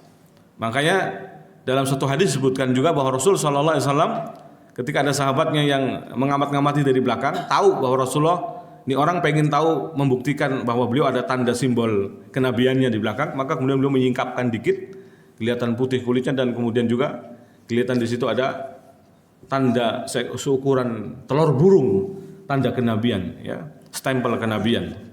Nah, jadi pakaian yang sering dikenakan Rasulullah bukan jubah, justru adalah izar dan rida. Izar dan rida. Dua komponen ini, ya, sukanya adalah dua komponen. Dua pakaian, ya. Tapi apakah ada riwayat lain yang menyebutkan Rasul pakai jubah? Ada. Jubah Yaman, jubah yang bergaris, ya. Jubah berwarna merah, yang berwarna merahnya bukan khalis, ya, bukan murni, karena larangan bagi laki-laki mengenakan pakaian merah total, ya. Merah murni, ya. Kalau hanya untuk garis-garis dan lainnya masih, jadi disebutkan aglabnya nggak boleh merah. Larangannya itu kalau dominannya nggak boleh merah. Dominannya tidak boleh merah. Jadi merah itu mungkin bagian dari lainnya, hanya pelengkap garis-garisnya saja atau apanya, ya. Juga Rasulullah SAW disebutkan misalkan pernah mengenakan pakaian hijau, izarnya hijau, ridanya juga hijau, ya.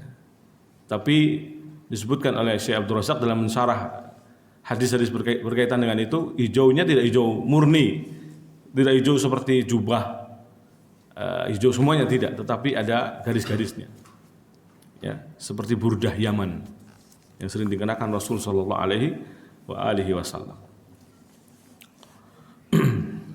Ya, labut, ya, sering belajar membaca hadis-hadis Nabi berkaitan tentang ciri fisiknya, ciri apa istilahnya, pakaiannya, itu semua juga untuk preventif, pencegahan kalau ada orang mengaku-ngaku. Yang ngaku-ngaku ketemu mimpi Nabi gini, coba buktikan, suruh cerita bagaimana sifat gambar fisik Rasulullah, bagaimana jenggotnya, bagaimana matanya, bagaimana. Kalau tidak sesuai dengan hadis-hadis Rasulullah, mentah, tolak, kadzab, berdusta dia, ya. Nah, apalagi mimpi bertemu Rasulullah keluar dari kuburan, ya, dalam kondisi yaqdah, sadar, melek, ya, terjaga, istilahnya bahasa kita. Mimpi Rasulullah keluar dari kuburannya, kemudian sungkem ke kakinya. Wah, ini hulu, nggak mungkin, ya. lalu mengklaim yang melihat hanya dia yang bisa melihat, yang lain tidak melihat. Berarti rohnya atau gimana? Siapa Anda? Sampai harus disungkemi. Siapa Anda? Rasul yang paling akhir, yang paling mulia dari kalangan semua nabi dan rasul, yang paling mulia hanya Rasulullah. Kekasih Allah, dari dua kekasih Allah yang paling cinta Allah juga Rasulullah Muhammad SAW. Kekasih Allah hanya dua. Siapa? Ibrahim dan juga Nabi Muhammad. Nabi Ibrahim dan Nabi Muhammad. Dan yang paling dikekasih Allah Nabi Muhammad SAW. Kok bisa sungkem sama Anda? Mustahil, abadan. Anda jangan bikin hoak. Tapi begitulah ya, orang-orang kadzab, pendusta itu pengikutnya banyak. Ini negeri aneh, bin ajaib. Semakin kadzab, berdusta, ya semakin banyak pengikut. Yang jujur-jujur, lurus-lurus dibully. Ya, dimusuhi. Ya. Dikadrun-kadrunkan. Dia belum pernah makan kadrun kali. Ana juga belum pernah sih. Katanya obat kuat. Kadrun itu kan dob ya, kadal gurun kan? Kadal gurun itu dob, dan dob itu halal. Nabi pernah disuguhkan dob, lalu mencobanya, tapi kemudian diterangkan itu dob Rasul. Rasul kemudian tidak menjadi makan, tapi membiarkan para sahabat makan. Ini dalil menunjukkan Rasulullah membolehkan makanan itu. Jadi Rasul tidak makan karena tidak suka saja, tidak suka dengan makanan seperti itu, aneh ya. Tapi Rasul membiarkan para sahabat memakannya, menunjukkan boleh. Dan dob bukan biawak, karena kadal gurun itu tidak sama dengan biawak. Biawak haram, hati-hati. Tafsir salah memaknai istilah dob, keterjemahan Indonesia biawak, akhirnya salah menghukumi biawak. Padahal biawak haram. Ya. Nah. Padahal dob beda. Dob itu kadal gurun, ya. Dan memang makanannya rumput ternyata kan. Jadi bagus dia. Diternak oleh orang-orang Badui Arab. Nah. Kembali masyaallah ikhwazanillahu wa iyyakum. Jadi berkenaan dengan pakaian tadi ya yang biasa dikenakan. Maka ini di sini untuk memudahkan memahamkan juga ya bahwa al-dhamah izari. Ibaratnya dua helai pakaian ini. Al-'azamah izari, kebesaran atau keagungan adalah pakaianku. Sedangkan kesombongan adalah ridai, ya. Faman naza'ani fihima, maka barang siapa melepaskannya dariku, mengenakannya, malah mengenakan dia adalah pakaiannya Allah. Ini adalah kebesarannya Allah, dia pakai. Alqaituhu fi jahannam, berarti telah menyanyi Allah, menandingi Allah, maka Allah lempar dia ke jahannam. Aku akan melemparkannya ke jahannam, ya. Berani-beraninya mengenakan pakaiannya Allah, ya, maka Allah lempar ke dalam jahannam. Rasul sallallahu alaihi wasallam juga bersabda, "Ikhtasamtul jannah wan nar ila rabbihima." Faqala dil jannah, "Ya Rabbi, ma li yadkhuluni ila du'afa'in nas wa saqatuhum." Wa qalatin nar, "Uthirtu bil jabbarin wal mutakabbirin." Surga dan neraka pernah mengadu kepada Allah. Kata surga kepada Allah, "Wahai Rabbku, kenapa yang masuk ke dalam surga adalah orang-orang yang lemah?" Ya, orang-orang yang biasa ditindas, orang-orang yang biasa dibully, ya, orang-orang yang rendahan, orang-orang yang tidak punya pangkat kedudukan, bahkan ya yang biasa dizalimi. Sedangkan neraka mengatakan, ya, wa qalatin nar uthirtu, aku telah dibikin gemuk atau kenyang dengan penghuninya, yaitu jabbarin, orang-orang yang diktator, orang-orang yang sombong, ya. Jabbarin. Siapa mereka ini? Biasanya orang-orang seperti ini yang punya kedudukan, yang punya pangkat jabatan. Makanya sudah kita ingatkan di hadis terkait dengan apa? Kezaliman, ya. Bahwa termasuk kalau kita menjabat apapun jabatannya, terus ada orang yang kesusahan di bawah jabatan kita, kesulitan, maka ini Allah akan tanya kita tentang mereka. Nauzubillah. Beratnya hisabnya, ya. Apalagi sampai pada batas menyombongkan diri, ya, merasa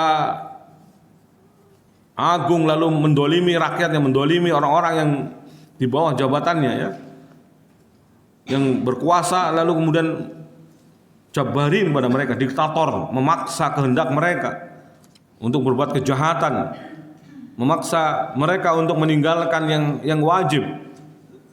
Karena ada mulai aturan-aturan seperti itu, melarang aturan-aturan Allah Subhanahu wa taala. Ya, mempermasalahkan jilbab di sekolah-sekolah. Apa maksudnya? Sekolah itu dunia pendidikan. Bagaimana mungkin bisa melarang sesuatu yang sifatnya baik? Menutup aurat itu baik. Orang-orang berakal pasti akan berpikir bahwa menutup aurat itu baik. Menelanjanginya, melepaskannya adalah keburukan. Dan pintu dari segala keburukan adalah karena lepasnya pakaian ini. Ya. Sudah ma'ruf, bisa dipahami semua orang karena setiap laki-laki pasti punya syahwat, kecenderungan pada lawan jenisnya. Ketika itu dibuka, maka pasti menerjangnya, maka pasti menerkamnya, maka pasti ingin meraihnya, pasti ingin memperkosanya. Kejahatan pintunya berarti dari sini. Kenapa malah dihina yang berjilbab? Bahkan dilarang. Kalau ada kepala sekolah seperti ini, jahil murakkab, bodoh kuadrat. Dia harus dinasihati dengan cara keras. Ya. Kalau nasihat dengan baik tidak bisa diterima. Bebal berarti sudah, ya. Kalau zaman 80-an, ya, tahun 70-an, yang mungkin orang-orang awam masih banyak, jahil dengan syar'i masih banyak, lalu jilbab dilarang di pendidikan, itu wajar. Karena masih banyak orang-orang nggak paham dengan ini. Ya, efek dari atau resiko sebab musabab yang menimbulkan banyaknya pelecehan seksual itu apa? Orang nggak tahu zaman itu mungkin. Ternyata orang sekarang sudah menyimpulkan penyebab terbesarnya adalah telanjang. Kan tidak berpakaian dengan syar'i, dengan benar, tidak menutup aurat. Maka orang banyak yang buas kepadanya, wajar. Lah sekarang malah dipermasalahkan. Maka ini adalah jahil murakkab disebut, ya, kebodohan kuadrat. Ya. Berarti dia masih mentalnya mental 70-an. Enggak mau mengkaji dan mempelajari, membaca sejarah, ya, bagaimana terjadinya pencabulan itu sebabnya apa dan seterusnya, ya. Ketika umat sudah melek malah mau dibodohkan lagi. Ketika umat sudah mengerti malah mau diturunkan lagi. Nauzubillah. Naam. Jangan sampai malah berkuasa, malah menjadikan kekuasaannya untuk menekan apa yang Allah haramkan, yang Allah wajibkan, yang Allah tuntut dalam syariat ini. Atau malah membodohi umat mengatakan bahwa ini adalah hanya budaya. Bagaimana budaya? Allah mengatakan dalam Al-Quran budaya. Apa yang Allah firmankan budaya? Kalau ketetapan Allah dan Rasulnya disebut budaya, ya, oke lah, tetap saja ini budaya yang lebih baik.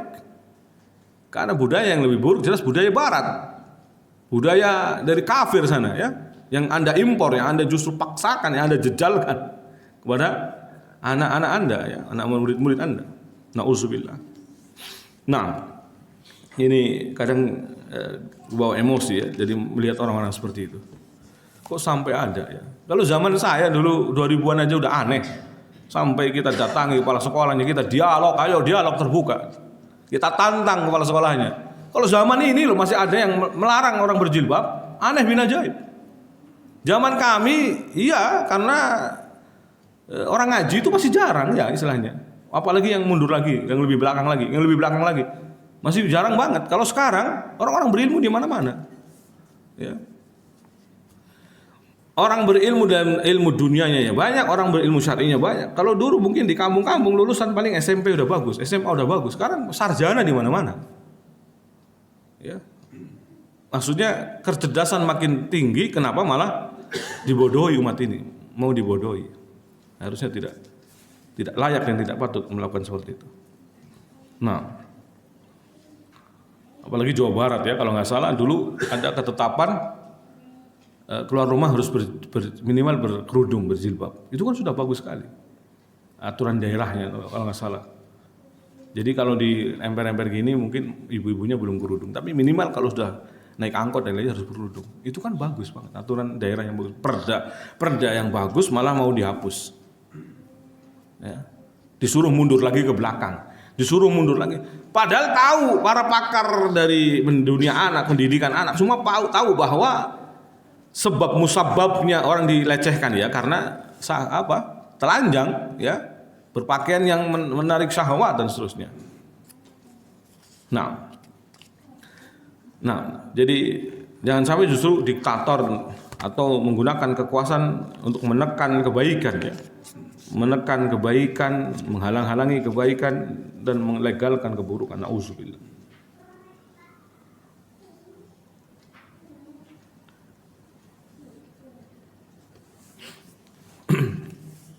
Kemudian masyaallah ikhwan wa iyyakum, kita rampungkan hadis-hadis Rasul sallallahu alaihi wasallam yang dibawakan muallif. Tadi berbicara tentang dialog keluhan surga dan neraka, ya. Surga mengatakan, ya, penghuninya justru orang-orang lemah, orang-orang rendahan, ya, beginilah, ya. Karena memang hati mereka lembut, makanya masuk surga. Apalagi yang beriman dari kalangan ahlul iman, ya, biasanya memang ujiannya lebih berat. Karena Allah mengatakan ahasiban nas an yutraku ayyaqulu amanna wa hum la yuftanun. Walaqad fatanna alladziina min qablihim fala ya'lamanna Allahu alladziina shadaqu wa la ya'lamanna al-kadzibin. Apakah manusia mengira mereka akan dibiarkan begitu saja mengatakan kami beriman? Tidak begitu. Justru Allah akan uji. Sungguh telah kami uji orang-orang sebelum mereka agar kami tahu, kata Allah, mana orang-orang yang jujur keimanannya dan mana yang dusta, omong kosong keimanannya, ngaku iman tapi omong kosong. Maka dilihat, kalau ada orang-orang yang hijrah dari riba misalkan, lalu ujiannya bertubi-tubi, ya wajar, sabari dulu proses. Allah akan ganti insya Allah dengan yang lebih baik. Kalau Anda meninggalkan sesuatu yang haram, Allah akan ganti yang lebih baik. Anda pernah kaya raya tapi di atas jalan haram, Allah akan jadikan Anda balikan kaya raya tapi dalam jalan yang halal. Pasti itu. Karena rezeki nggak akan ketukar. Kalau Anda dulunya kaya, ya akan Allah kembalikan kaya, tetapi dari yang halal. Ya. Man taraka syai'an lillah awadallahu khairan minhu. Barang siapa meninggalkan sesuatu karena Allah, maka Allah ganti dengan yang lebih baik. Ya. Maka kisah yang bertanya kepada Syekh bin Baz, seorang yang bekerja dengan ijazah palsu, lalu dia kembalikan seluruhnya kekayaannya dari hasil kerjanya, lalu dia mulai dari nol lagi, lalu datang kembali kepada Syekh bin Baz dalam kondisi lebih kaya dari apa yang semula dia dapati. Yang tadinya kaya dari hasil haram karena menipu dengan ijazah palsu, balik lagi dengan kaya raya tapi lebih halal. Karena ini dari hasil keringatnya sendiri, bukan menjual ijazah palsu. Ya, masuk perusahaan sekarang apalagi nyogok, ya, sebagian nggak bisa menjadi karyawan tetap kecuali harus nyogok. Nauzubillah. Ini semua harus dihindari. Pasti Allah ganti dengan yang lebih baik, ya. Ketika orang meninggalkan sesuatu karena Allah, karena dihalang-halangi haknya, Allah akan beri haknya di tempat yang lebih halal, lebih baik. Nah,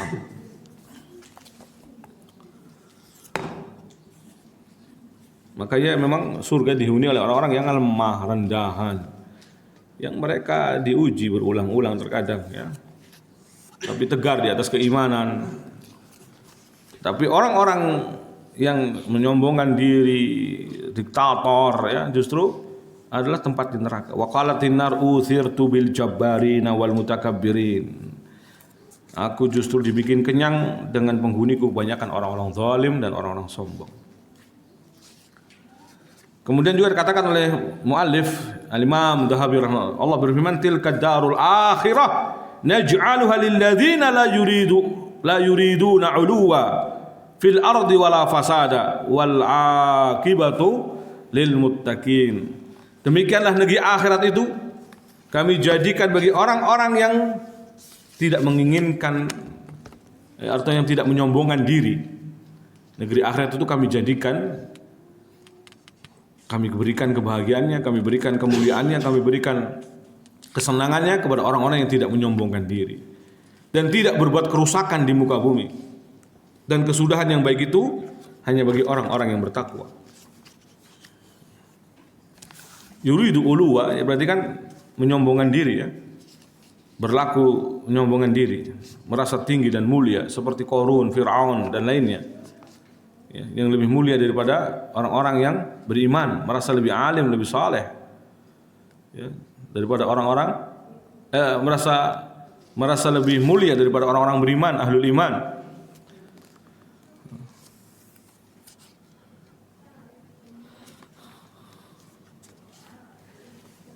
Nah, juga firman perkataan muallif, firman Allah wala tusair haddaka linnas, dan jangan kau palingkan wajahmu dari manusia karena sombong.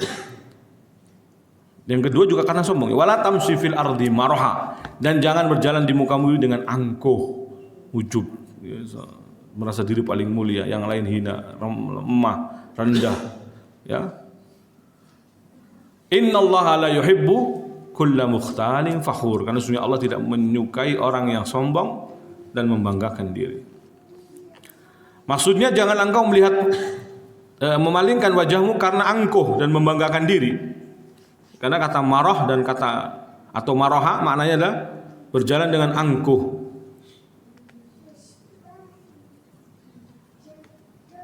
Seperti ini adalah bentuk kesombongan, ya, bentuk kesombongan berjalan di muka bumi, tapi dengan angkuh. Apalagi semakin banyak pengikutnya, ya, semakin banyak orang-orang yang membenarkannya, ya, ini nauzubillah. Ketika dia berjalan merasa agung tinggi di hadapan manusia, di hadapan orang-orang yang ada di hadapannya, di hadapan khalayak ramai, ya. Dan ini ada dalam hatinya, ya, karena kesombongan ada dalam hatinya. Yang tahu orangnya, ya. Tapi kalau dia maksudnya tetap tawadhu meskipun banyak yang mengiringinya, berlaku tawadhu, merendah, ya, merendahkan hati, tidak merasa bahwa ini adalah kemuliaan yang Allah berikan. Justru ini adalah mungkin bisa jadi ujian baginya, ya, ujian banyaknya pengikut, ujian banyaknya orang-orang yang hadir di majelisnya, ujian banyaknya orang-orang yang seakan-akan diam tidak meluruskannya, ya. Bisa jadi karena orang ada kekeliruan tapi tidak meluruskan, ya. Ujian dan ujian, maka tentu berbeda keadaannya dengan orang yang seperti yang pertama tadi, yang merasa mulia, merasa agung, merasa alim, merasa saleh, merasa banyaknya pengikut, ya, lalu dia berlaku sombong. Wala tusair haddaka linnas, di sini juga dengan apa? Menganggap remeh manusia, ya, dalam berjalan. Merendahkan berarti memalingkan wajah. Karena bentuk dari orang yang meremehkan itu memalingkan wajah, tidak melihatnya, ya. Karena mungkin yang di hadapannya adalah orang biasa, dia nggak mau salam. Salamnya pilih-pilih. Hati-hati, ya. Padahal Nabi mengatakan salamlah kepada orang yang engkau kenal atau yang tidak kau kenal. Karena tetap pahala itu tidak mengurangi kita. Mau kepada yang kita kenal dapat pahala, yang tidak kita kenal juga dapat pahala. Bahkan bentuk sedekah kita adalah dengan salam. Makanya Nabi sering mengingatkan kita, la tahqiranna minal ma'rufi syai'a. Jangan meremehkan kebaikan sekecil apapun. Walau anta talqa akhaka biwajhin talq, meskipun kau bertemu saudaramu dengan wajah ceria. Dan kesombongan apa yang lebih besar dari kesombongan dalam merasa mulia dalam hal ibadah, ya? Itulah kesombongan lebih buruk. Jadi merasa lebih banyak ilmunya, merasa lebih soleh, lalu kita memalingkan, dia mah nggak pernah sholat. Kita jalan ke masjid tapi sambil meremehkan orang-orang yang kita lewati. Maka dikatakan oleh Abu Zahri, ya, gimana bacanya? Abi Zahri, ya. Ya, dari Jabir bin Nafir, qila lahu, dikatakan kepadanya, ayul kibraini asyar, qala kibrul ibadah. Dua kesombongan mana yang lebih buruk? Beliau mengatakan kesombongan, ya, terhadap masalah ibadah, ya, dalam kitab Al-Hilyah, ya, atau Tahdzibu jilid 2 halaman 165. Ketika ditanya kesombongan apa yang paling buruk atau lebih buruk dari kesombongan yang lainnya, maka dikatakan justru kesombongan ibadah. Hati-hati, ya. Jadi sudah mendapat hidayah itu bukan berarti kemudian untuk pantas kita sombongkan, tidak. Lalu meremehkan orang-orang yang belum mendapatkan hidayah. Makanya ta'alli atau istilahnya kelancangan yang paling lancang adalah ketika seorang berani menghakimi orang lain di hadapan Allah. Apa artinya? Dia menganggap orang ini pasti neraka sedangkan dirinya pasti surga. Ini adalah kelancangan di hadapan Allah Subhanahu Man dalladzi yata'alla alayya, kata Allah. Siapa yang berani lancang kepadaku, kata Allah. Mengatakan fulan tidak akan diampuni dosanya, fulan maksiat maka neraka. Apa kata Allah? Qad ghafartu fulan, aku ampuni dosa-dosanya fulan. Karena mungkin dengan satu taubat ya Allah ampuni dosa-dosanya. Ya tidak? Qad ghafartu fulan wa ahbattu amalak, dan aku hapuskan amalanmu yang tadi nyombong. Ini ta'ali namanya, bahasa Arabnya ta'ali, yaitu lancang kepada Allah. Merasa tinggi di hadapan orang lain. Ini kesombongan yang lebih besar ya, lebih bahaya, lebih buruk ketimbang kesombongan dalam bab sombong. Semuanya buruk, tetapi ya dalam hal ibadah, karena ibadah bukan untuk dibangga-banggakan, tapi untuk merasa belum diterima oleh Allah. Ada khasyah, rasa takut, rasa harap, ya berharap kalau ibadahnya diterima.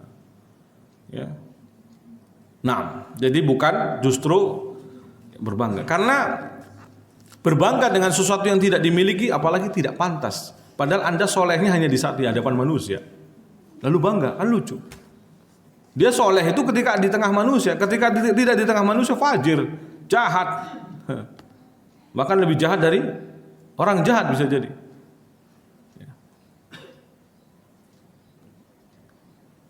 Soleh hanya tatkala di tengah-tengah masyarakat atau di tengah-tengah umumnya manusia. Tapi ketika sendirian, mungkar ya, tindakannya mungkar. Maka ini lebih tidak pantas lagi, berbangga dengan sesuatu yang tidak memilikinya, berbangga dengan sesuatu yang dia tidak mempunyainya. Ya, dia tidak punya kesolehan itu, dia tidak punya, lalu dia bangga. Apa yang dibanggakan? Bukankah harusnya malu, tawadhu ya kepada Allah? Kan Allah Maha tahu, Allah melihatnya. Saat dia berjalan congkak di tengah-tengah manusia, karena lebih alim, merasa lebih soleh, merasa lebih banyak ibadahnya, tidak layak sama sekali. Ya, nah.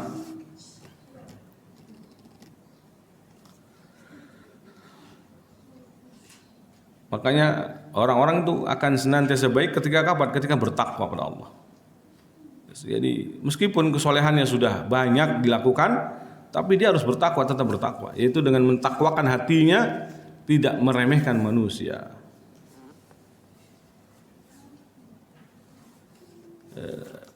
Kemudian Salamah bin Aqwa menuturkan, ada seorang laki-laki sedang makan di hadapan Rasulullah dengan tangan kirinya, maka beliau pun menegurnya, makanlah dengan tangan kananmu.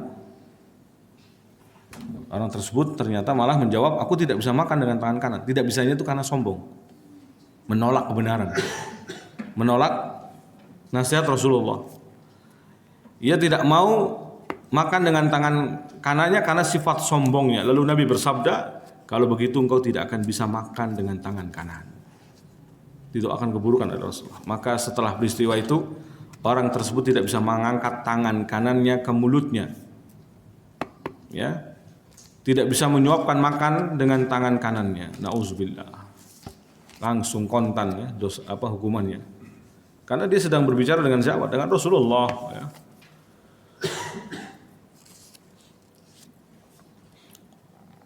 Jadi ini sunnah Nabi SAW untuk makan dengan tangan kanan, bukan justru malah meremehkan.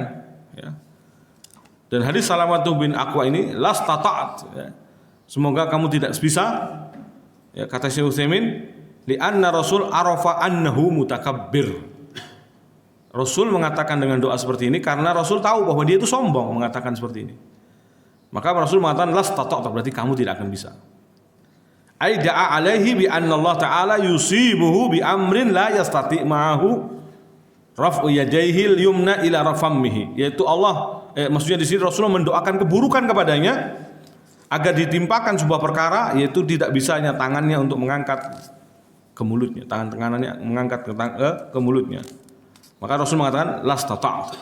Ajaballah da'wat, Allah pun mengabulkan doa nabinya, falam yarfa'ha ila fammihi ba'da dzalik, maka dia pun tidak sanggup mengangkat tangannya kepada mulutnya. Sarat wal iyadu billah qaimatan kal asa. Maka kata Syekh Utsaimin, tangannya ini menjadi tangan yang tegak seperti tongkat, enggak bisa bergerak, kaku begini, ya. La yastati raf'aha, tidak bisa mengangkatnya, li'annahu istakbara ala dinillah azza wajalla, karena dia telah menyombongkan diri atas agama Allah. Karena makan tangan kanan itu agama Allah. Jangan diremehkan ya. Ini sunnah Rasulullah sallallahu alaihi wasallam. Dan sunnah Rasul berarti agamanya Allah Subhanahu wa taala. Wa fi hadza dalilun ala wujubil aqli bil yamini wasyurbi bil yamin. Wajib ya. Syekh Utsaimin mengatakan wajib loh. Hadis ini menunjukkan dalilnya wajib makan dengan tangan kanan, bukan sunnah, wajib. Ya. Dan minum juga dengan tangan kanan. Wa annal akla bil yasari haramun, dan makan dengan tangan kiri itu haram. Bukan karena sekedar menurut dokter ada penyakit, tidak, tapi karena sunnah. Maksudnya karena petunjuk Nabi ini ya. Makan dengan tangan kiri itu haram. Ya sama alaihil insan, yang pelakunya berdosa. Makan pakai tangan kiri berdosa. Wa kadzalika syurbu. Demikian juga minum bil yasar haram, minum dengan tangan kiri haram. Ya sama alaihil insan, pelakunya berdosa. Li'annahu idza fa'ala dzalika ay akala bishimalihi aw syariba bishimalihi syabahu syaitan. Karena seorang ketika makan dan minum dengan tangan kirinya, dia telah menyerupai syaitan, wa auliya'i syaitan, atau pengikut syaitan, wali-wali syaitan. Qala Nabi sallallahu alaihi wasallam, Nabi sallallahu alaihi wasallam dalam hadis yang lainnya mengatakan la ya'kulu ahadukum bishimalihi. Janganlah salah seorang di antara kalian makan dengan tangan kirinya, wala yashrab bishimalihi, dengan pula minum dengan tangan kirinya. Fa inna syaitan ya'kulu wa yashrabu bishimalihi. Karena syaitan makan dengan tangan kirinya dan minum dengan tangan kirinya. Dan ini masyaallah akhwat dan ikhwan sekalian, azanillahu wa iyyakum ya. Ada kalau nggak salah cerita seorang ustaz yang mendapati di ruqyah ya, di ruqyah seorang hafidhah di ruqyah. Kenapa hafidhah kok bisa kerasukan jin? Ternyata hafidhah tadi pernah sempat makan pakai tangan kirinya. Jadi saat dia makan pakai tangan kirinya, inilah setan masuk bersamanya, bersama makanan tadi. Karena setan makan dengan tangan kiri. Makanannya masuk tuh bersama makanan. Ini setan masuk bersama makanan tadi, maka kerasukan dia. Hati-hati. Bukan karena takut dengan ini tadi, yang perlu diwaspadai karena hadis Nabi mengatakan haram ya. Karena setan makan dengan tangan kirinya, minum dengan tangan kirinya. Fa idza nadarna al-an ilal kuffar, dan kalau kita lihat orang-orang kafir, kita lihat ini pisau, ini garpu. Ya enggak? Berarti makan pakai tangan apa nih? Kiri pasti. Karena yang buat ngiris kanan. Maka yang buat makan berarti kiri, ya. Wa idza nadarna al-an ila al-kuffar wajadna annahum ya'kuluna bi yasarihim wa yashrabuna bi yasarihim wa ala hadha falladhi ya'kulu bi shimalihi aw yashrabu bi shimalihi mutashabbih bi syaitan wa awliya'i syaitan wa yajibu ala wa yajibu ala man ra'ahu an yunkir alaih lakin billati hiya ahsan. Masyaallah. Kata Syekh, kalau kita lihat orang-orang kafir, kita dapati mereka makan dengan tangan kirinya, minum dengan tangan kirinya. Maka wajib bagi orang untuk wala hada, maka perhatikan bagi orang yang makan pakai tangan kirinya, minum pakai tangan kirinya, berarti dia telah menyerupai syaitan dan juga wali-wali syaitan, yaitu orang kafir, orang-orang munafik, para dukun, para penyembah syaitan. Mereka semua makan pakai tangan kiri. Maka wajib bagi orang yang melihatnya hendaknya mengingkarinya, tapi dengan cara yang lebih baik. Dengan cara yang lebih baik, ya, bukan dengan kasar. Mengingkari seperti ini dengan cara yang baik. Lalu Rasul juga mengatakan, kata muallif penulis, ala ukhbirukum bi ahlin nar, maukah aku kabarkan kepada kalian penghuni neraka itu? Kullu utulin jawadin mustakbir, yaitu setiap orang yang kasar, jalan angkuh, dan juga menyombongkan diri. Jadi memang kadang sikap kasar ini nggak beda jauh dengan orang yang sombong ya. Kenapa dia kasar? Karena sombong. Guru yang kasar juga berarti sombong. Karena menganggap muridnya ini seakan-akan divonis nggak bakalan jadi baik. Makanya dia kasar. Tendang lah, kampar lah. Kenapa? Karena gurunya sudah menghakimi dulu bahwa si muridnya ini nggak bakal baik, ya. Maka tidak didapati seperti ini pada guru yang saleh, guru yang baik, yang beriman kepada Allah Subhanahu wa taala dan hari akhir. Ya. Karena semua ada proses ya. Tidak mungkin berubah dengan serta-merta. Sebagaimana Anda dulu menjadi alim saleh itu proses. Maka demikian juga orang-orang lain di sekitar Anda yang belum mendapatkan hidayah. Mereka akan bisa mendapat hidayah juga dengan proses. Bahkan kalau bisa dikatakan harusnya kita lebih hikmah lagi, bahwa kita harus lebih legowo lagi. Ada banyak orang yang harus kita beri udzur untuk berproses. Ya. Jadi jangan langsung dimaki jilbaban tapi menor. Ya. Lalu kemudian kalungnya masih dinampakkan, ininya masih nampak, emas-emasnya kelihatan semua. Atau sengaja suaranya gerincing, biarin aja dulu. Jangan diusilin. Ngaji kok gitu loh. Ya namanya masih proses. Bapak-bapak juga gitu yang masih isbal, biarin aja dulu. Atau kalau pas selesai ngaji kok masih ngerokok, biarin aja dulu. Nanti lama-lama meninggalkan rok, dari ahli hisab menjadi ahli ya kan? Aduh. Ahli hisab nyedot rokok menjadi ahli hisab amalannya. Jadi amal kebaikan selalu dihitung-hitung, dilihat. Ya. Jadi biarkan dulu di sini bukan berarti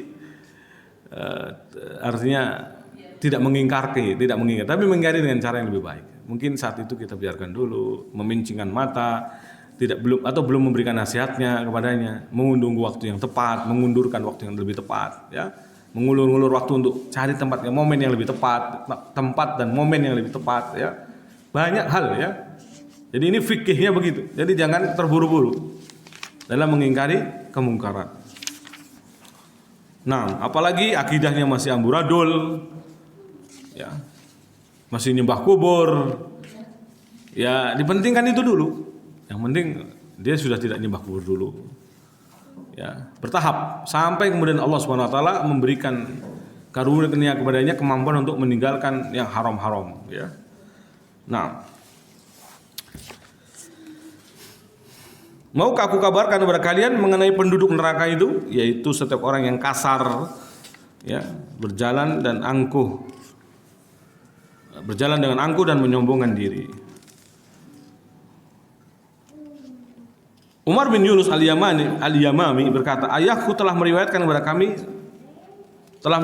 kami Ikrimah bin Khalid bahwa ia pernah bertemu dengan Ibnu Umar. Beliau berkata, aku mendengar Rasulullah bersabda, ma min rajulin yakhtalu fi masjid. Ini sarah juga dari hadis yang di atas.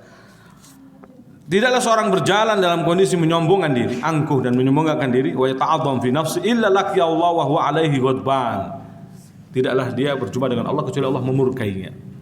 Allah murka kepadanya. Allah marah kepada orang seperti ini. Ya. Orang yang jalan yang sombong, membanggakan diri. Ya. Karena penghuni neraka ini utulin jawadin mustakbir. Orang yang kasar, angkuh dalam berjalan dan sombong. Kata-katanya kasar, ya. Dan penuntut ilmu tidak seperti itu harusnya. Harus punya adab. Apalagi kepada gurunya, kepada orang yang lebih tua, kepada orang yang lebih alim, maka tidak boleh kasar, ya. Harus dengan lembut.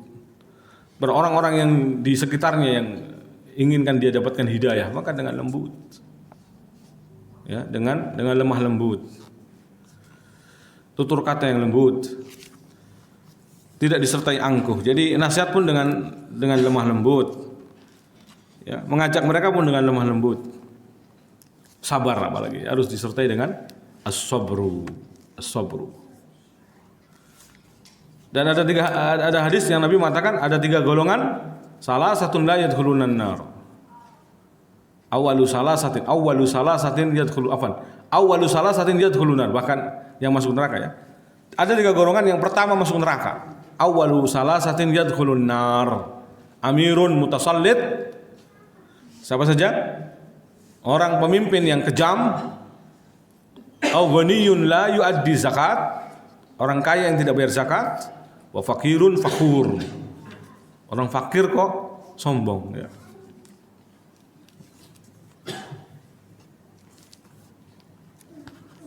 Di sini penulis mengatakan kesombongan yang paling buruk adalah orang yang menyombongkan diri dengan ilmunya.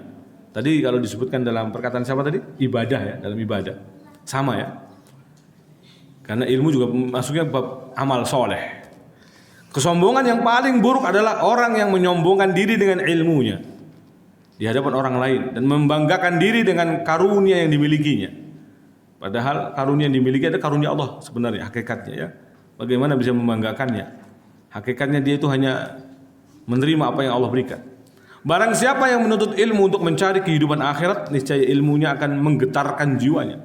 Naam, harusnya orang yang berilmu justru khasyatullahnya tinggi, karena khasyatullahnya tinggi ya juga menggetarkan orang-orang di sekitarnya. Bukan malah membuat orang-orang di sekitarnya enggak suka, benci karena kesombongannya ya. Hatinya akan takut dan jiwanya akan tertunduk. Jiwanya akan selalu waspada dan tidak akan merasa lemah. Bahkan di setiap waktu ia akan selalu menghisap dan mendidiknya, ini mendidik jiwanya. Apabila hal ini dilalaikan dan melenceng dari jalan yang lurus, maka pemiliknya akan celaka. Ini kalau sudah tidak lagi tawadhu, sudah tidak lagi kayak tadi ya, justru menghisap diri. Kan orang kalau sudah ngurusin kesalahan orang, lupa dengan kesalahan sendiri. Gajah di pelupuk mata kelihatan. Salah ya? Iya, nggak kelihatan. Gajah di pelupuk mata tidak kelihatan. Semut di seberang lautan malah nampak. Ini kalau orang hanya mikiri kesalahan orang lain. Tapi orang semakin alim, semakin soleh harusnya begitu. Harusnya malah sebaliknya, yaitu semakin melihat kesalahan-kesalahannya, menghisap diri. Oh, masih banyak amal yang belum dikerjakan, masih banyak. Ya. Makanya penghuni surga itu adalah orang yang sebelum tidurnya saja sudah memaafkan orang lain atau menghilangkan hasad dari orang lain. Apa yang dihasadi itu kan dunia akan ditinggal mati. Sahabat yang sampai mengikuti seorang yang kata Nabi sampai berulang kali akan lewat pada kalian, tengah-tengah kalian penghuni surga.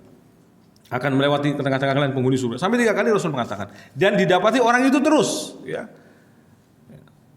Sampai Ibnu Umar pura-pura mengatakan, atau Ibnu Umar atau Amr bin As, Abdullah bin Amr bin As, langsung mengikutinya dan pura-pura mengatakan ada masalah dengan keluarganya hingga diizinkan nginap di rumah itu.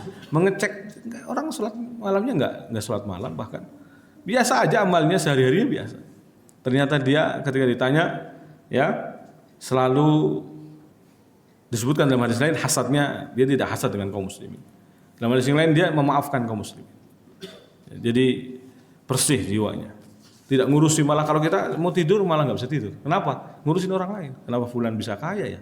Kenapa fulan bisa beli mobil? Dia jangan-jangan mencuri. Seudahnya malah yang dikedepankan ya. Jangan-jangan dia korupsi. Ya malah antum stres sendiri. Gajah di pelupuk mata tidak nampak, semut di seberang lautan malah nampak. Dosa-dosa orang lain yang jauh padahal tersembunyi, rapi pun masih bisa dikorek-korek. Tapi dosanya sendiri yang banyak bergelimbangan di mana-mana enggak kehitung jumlahnya, seolah-olah rapi, bersih dan tidak ada musibah ya. Dan ini khususnya apalagi kalau antum belum ngerasain ya Pak, saya ceritain ya. Kalau orang sudah poligami apalagi. Jadi yang seperti ini harus dijauhi.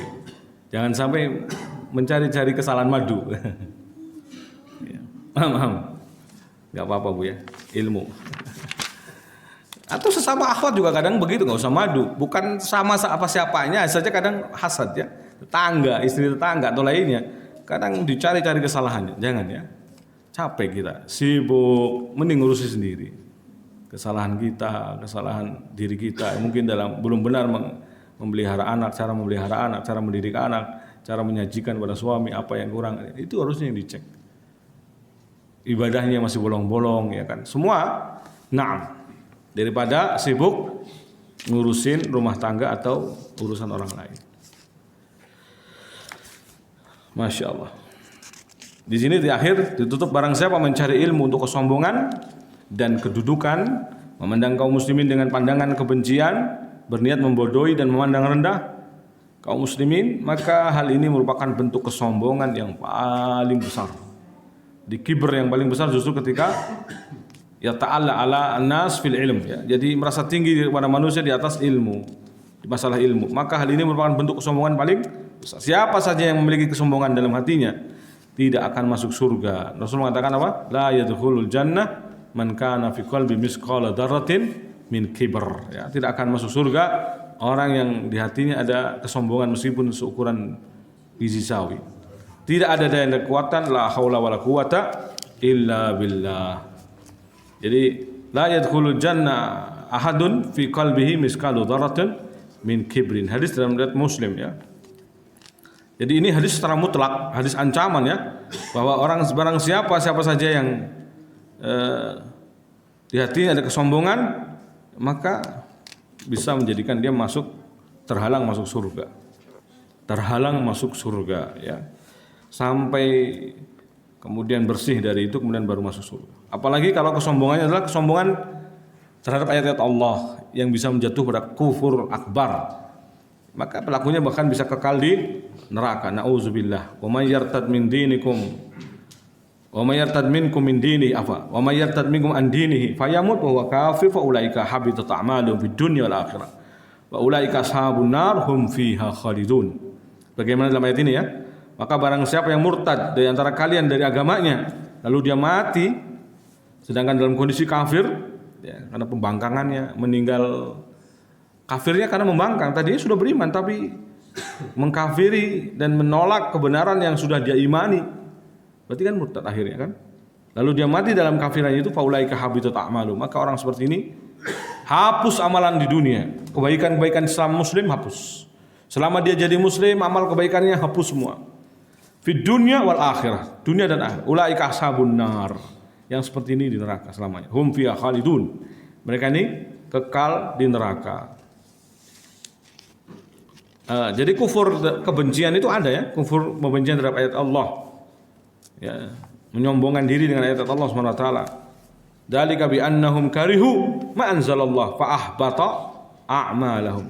Yang demikian itu karena mereka benci dengan apa yang Allah turunkan, maka hapuslah amal-amal mereka. Maka hapuslah amal-amal mereka.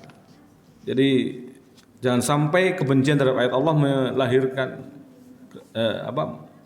jangan sampai ada kebencian di hati kita terhadap ayat Allah, karena ini akan melahirkan kesombongan, menolak kebenaran, ya, menolak kebenaran. Tapi sampai di sini ada yang tanyakan?